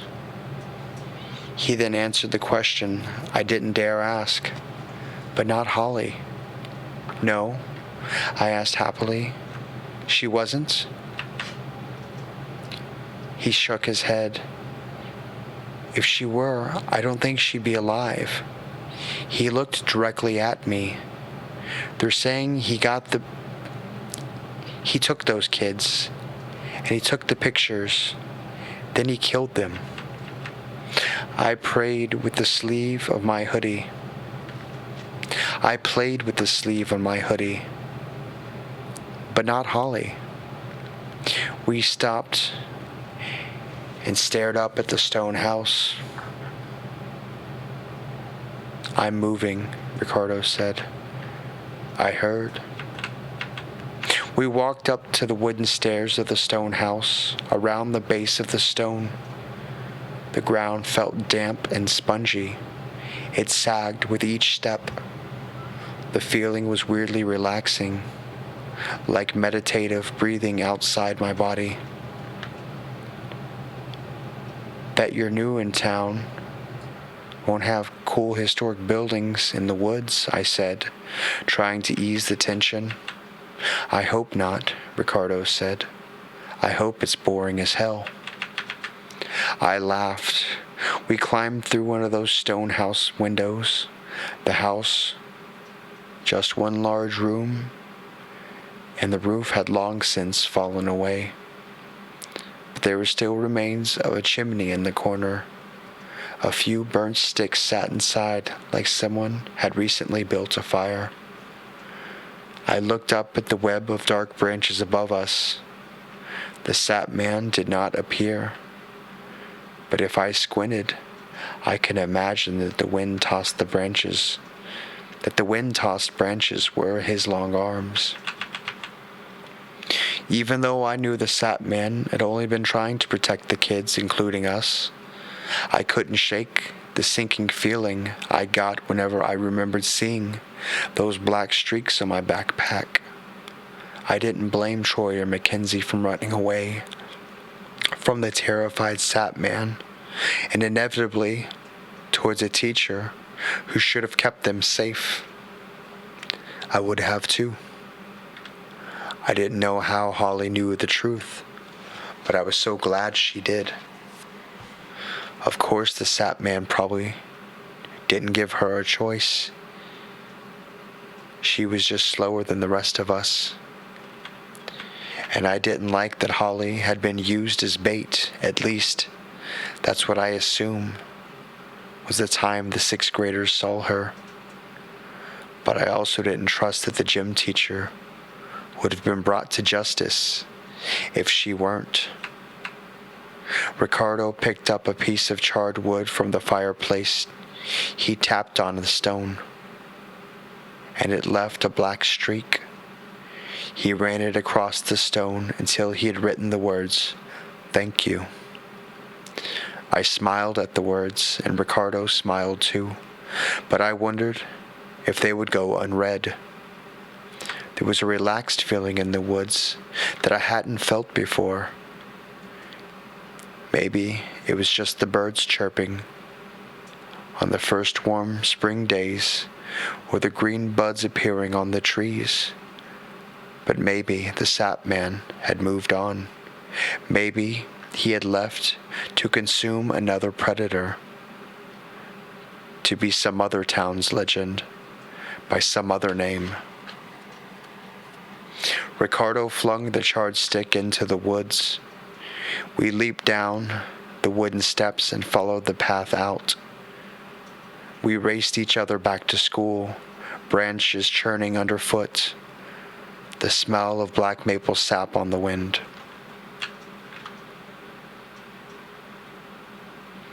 Well, there you go. That was a pretty long one. He got what he deserved.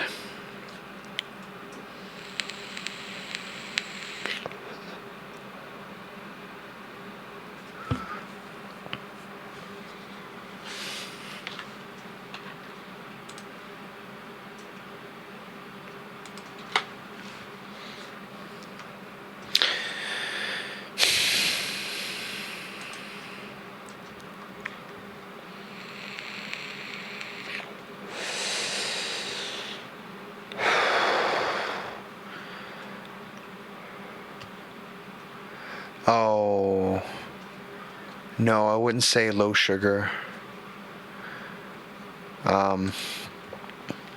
I would say I had enough sugar because I had a peanut butter and jelly. Thank you. And I think that shook me out of my not being able to read. So that's good.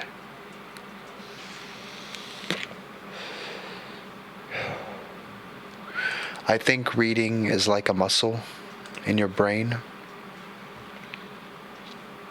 And if you don't work it out when it's tired. Wow, what's going on with my processor? My video card. Is Streamlabs really kicking butt right now?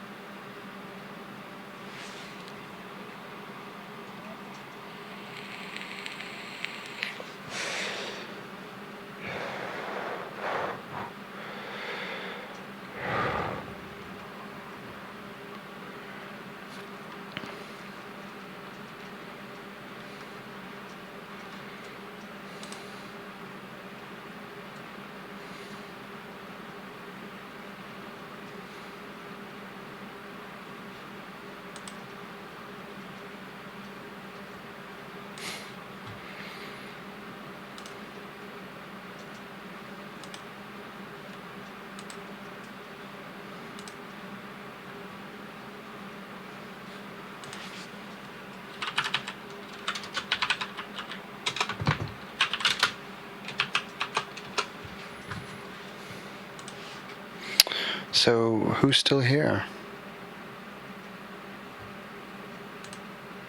Why is Wi-Fi trying to connect?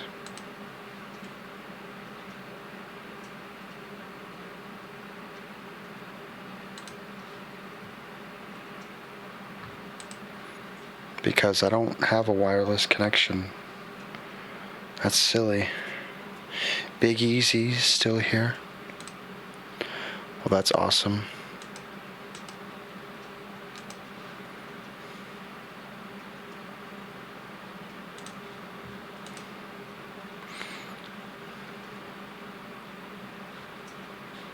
Oh, I know why it's taking such a big chunk.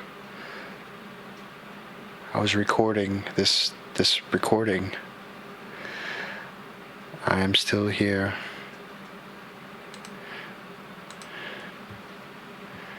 James, how are you doing, bud? I haven't seen you in a while.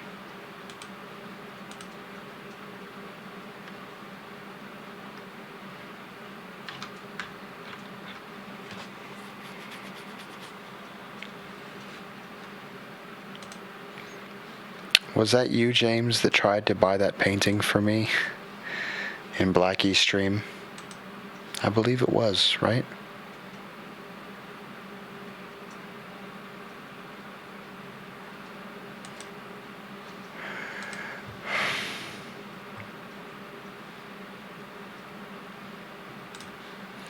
Jesus, the girl talks a lot. She can't talk anymore.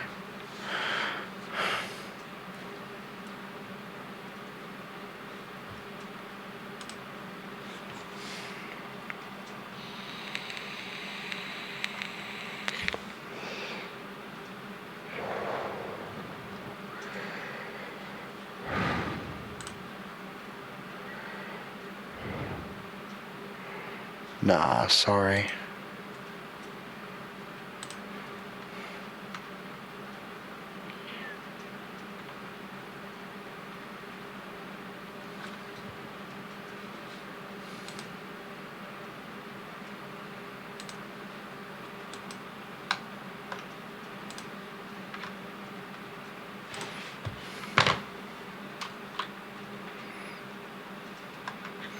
Probably.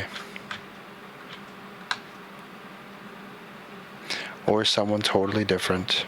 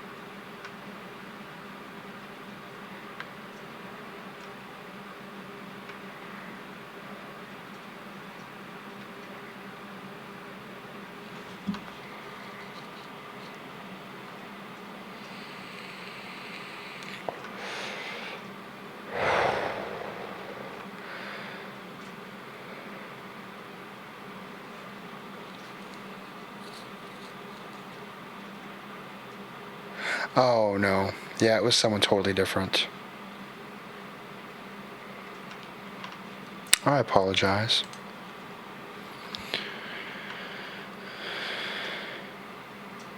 You hate how common your name is? No, that wasn't even the right name.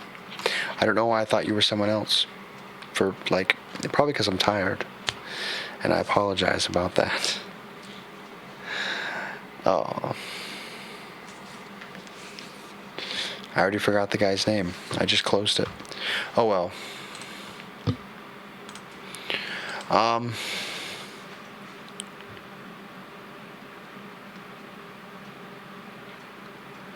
want to read this one, but it's another long one. Who's still alive in the chat? Who wants a long story?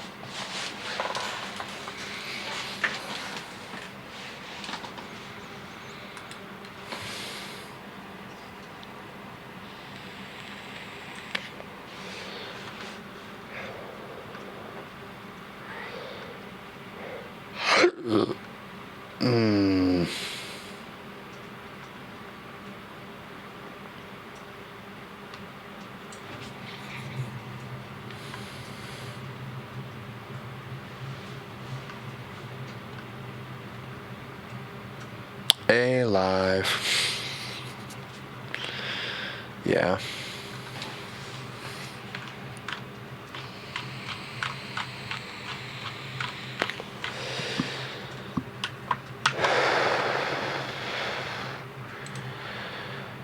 Alive and once a long story.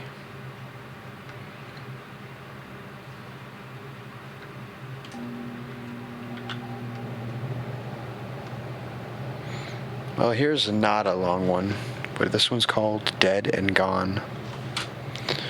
Maybe I'll read the long one next. Maybe. It's like 16 minutes. That last one was like 15 minutes. And, I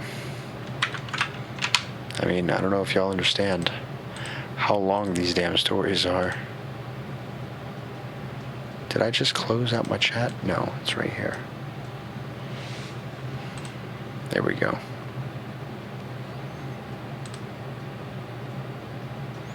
Yep, of course it's not working. Oh, because I didn't turn it back on.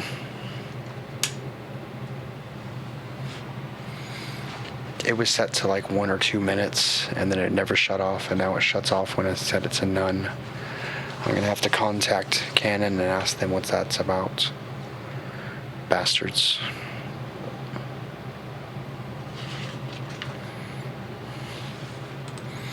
Hang on, let me try something. Let me Google something.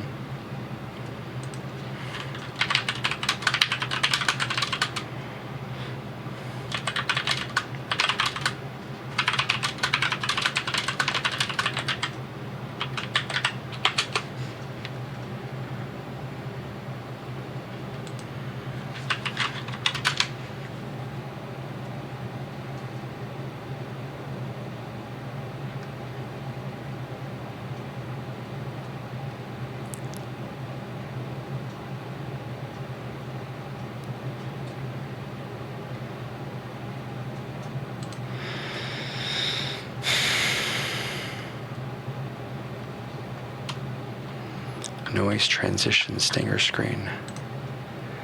Thank you. I appreciate that. That took me way too long to make.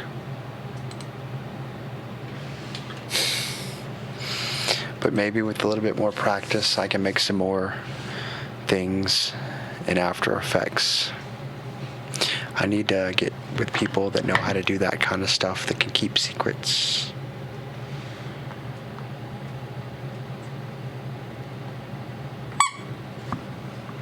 Poor dog just probably woke up. Alright, well, let's do this one. It's called Dead and Gone.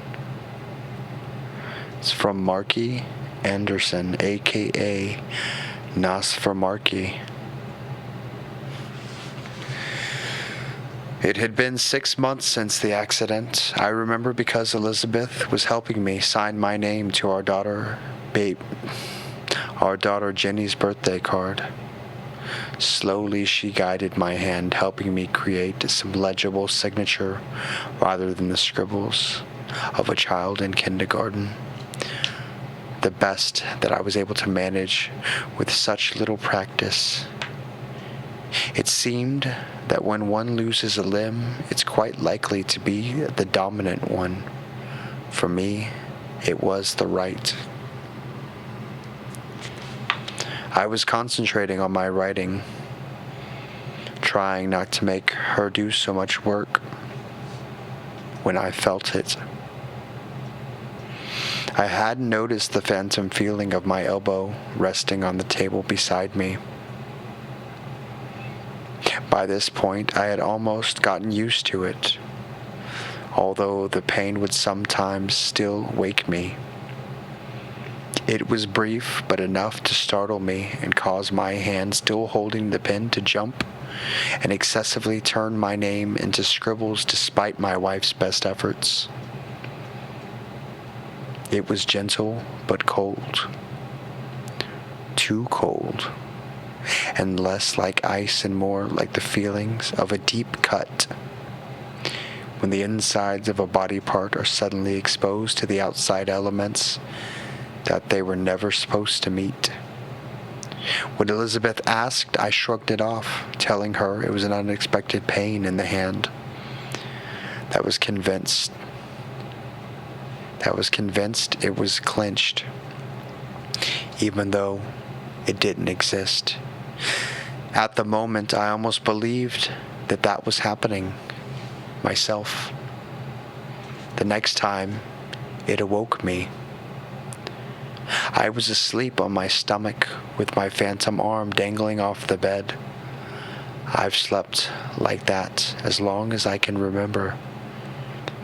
And when I first felt it, I thought my hand had fallen asleep and caused the pins and needles sensation that I had often felt. When I tried to open and close my hand, I awoke, remembering in a sleepy haze that I hadn't had a hand to open, yet the cold feeling remained. This time, it stayed a while. I could make out the distinct feeling of fingers on my skin. I tried to shake my hand, but couldn't. I pushed down with my left hand and shifted to roll over onto my back, yet the feeling remained, still as defined, and I wondered how long this invisible hand had held me. I shook my wife awake and explained, but she was convinced that it was simply a part of the process. She held me and talked to me in her cooing, comfort voice until one by one the fingers lifted, releasing me from the torture of the cold. Feeling it reminded me of the accident. There was a blizzard, and Elizabeth was driving. As the truck approached, the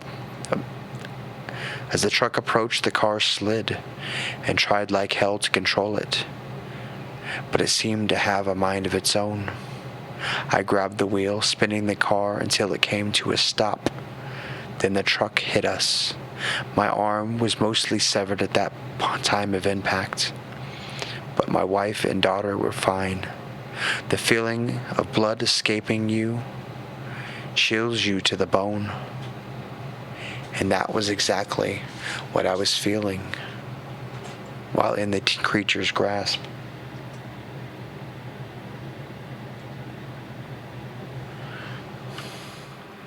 For months it happened, with no warning or reason. The doctor said it was just phantom limb, that it was to be expected. No one understood that something was wrong. Sometimes it would last days at a time. Those were the days when I would stay in bed watching TV, trying not to focus on the hand around my wrist, trying not to think of the thing that was holding me. Sometimes its grip would loosen, only to tighten again, as if the hand that didn't exist was sore from holding my hand that didn't exist for so long. Then one day, it stopped. For a month or so, nothing had happened at all. I had gone from living with an unknown entity at my side every day to finally being free. We lived it up during that time. We went everywhere, from the Grand Canyon to Disney World. It had been forever since we had the opportunity to spend time as a family again, and we enjoyed every moment we had. Grateful to have suffered only a small loss to our family. We had opened the cafe again, and my wife was doing what she loved.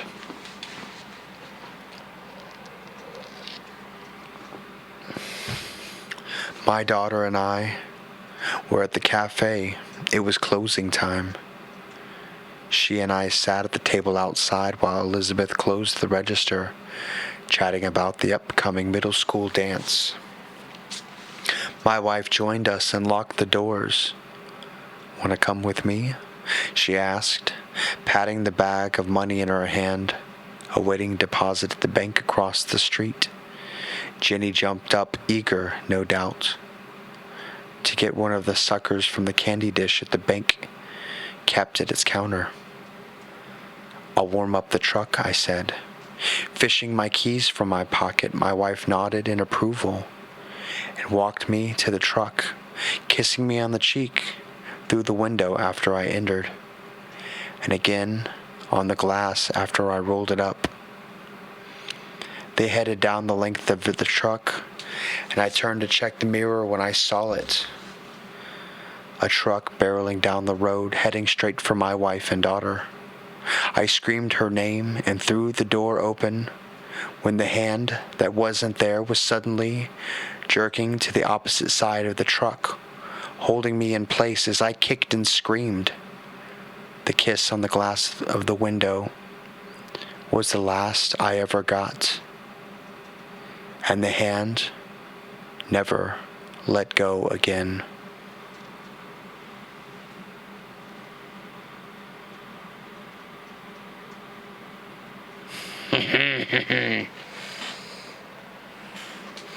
Poor guy. Well, we've been going for about 2 hours, and I'm kind of tired. It's 4 a.m.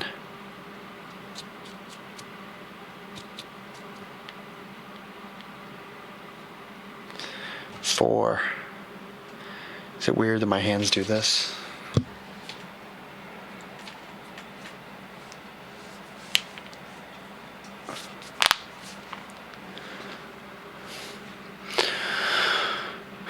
That was sad. It was creepy, too.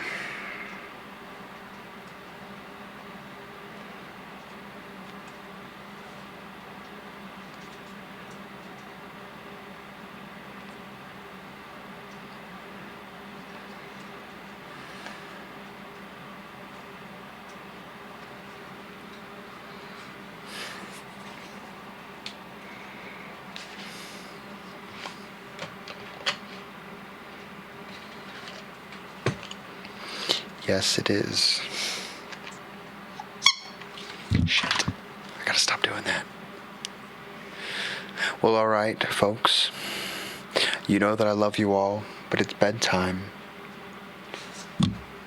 Soon the sun will be rising. You're a trooper, Chappy. Well, I mean, I don't know about that, but thank you.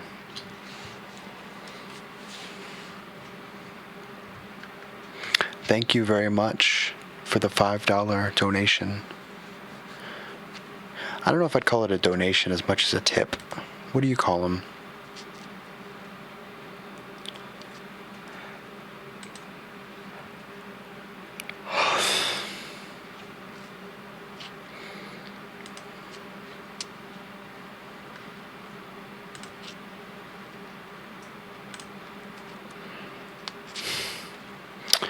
Well, once again, thanks, James, for the $5 tip.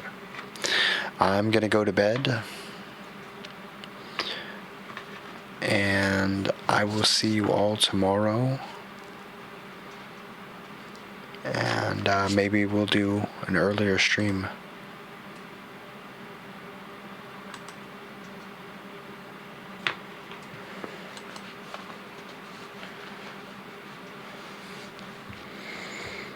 But yeah, you're very welcome.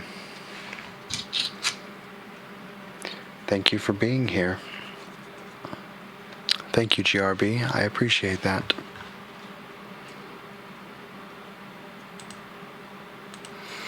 You're very welcome, Chattanooga Ed.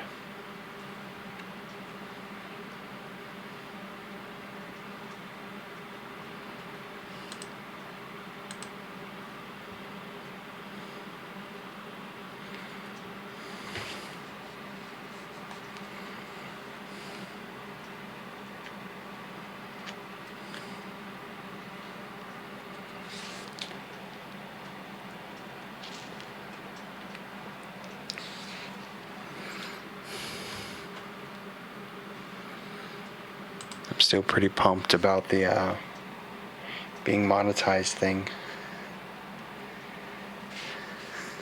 Hehe. Have good sleeps, Chap Attack. Thank you, James. I appreciate that, and I sure will. I keep wanting to look at this, but it's this one that I'm on.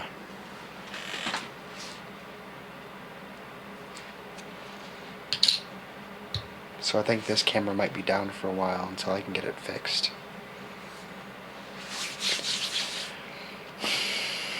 But that's fine. I don't think you'll care about the camera as much as I do. But yeah, so until next time, make sure you wear your Burt's Bees.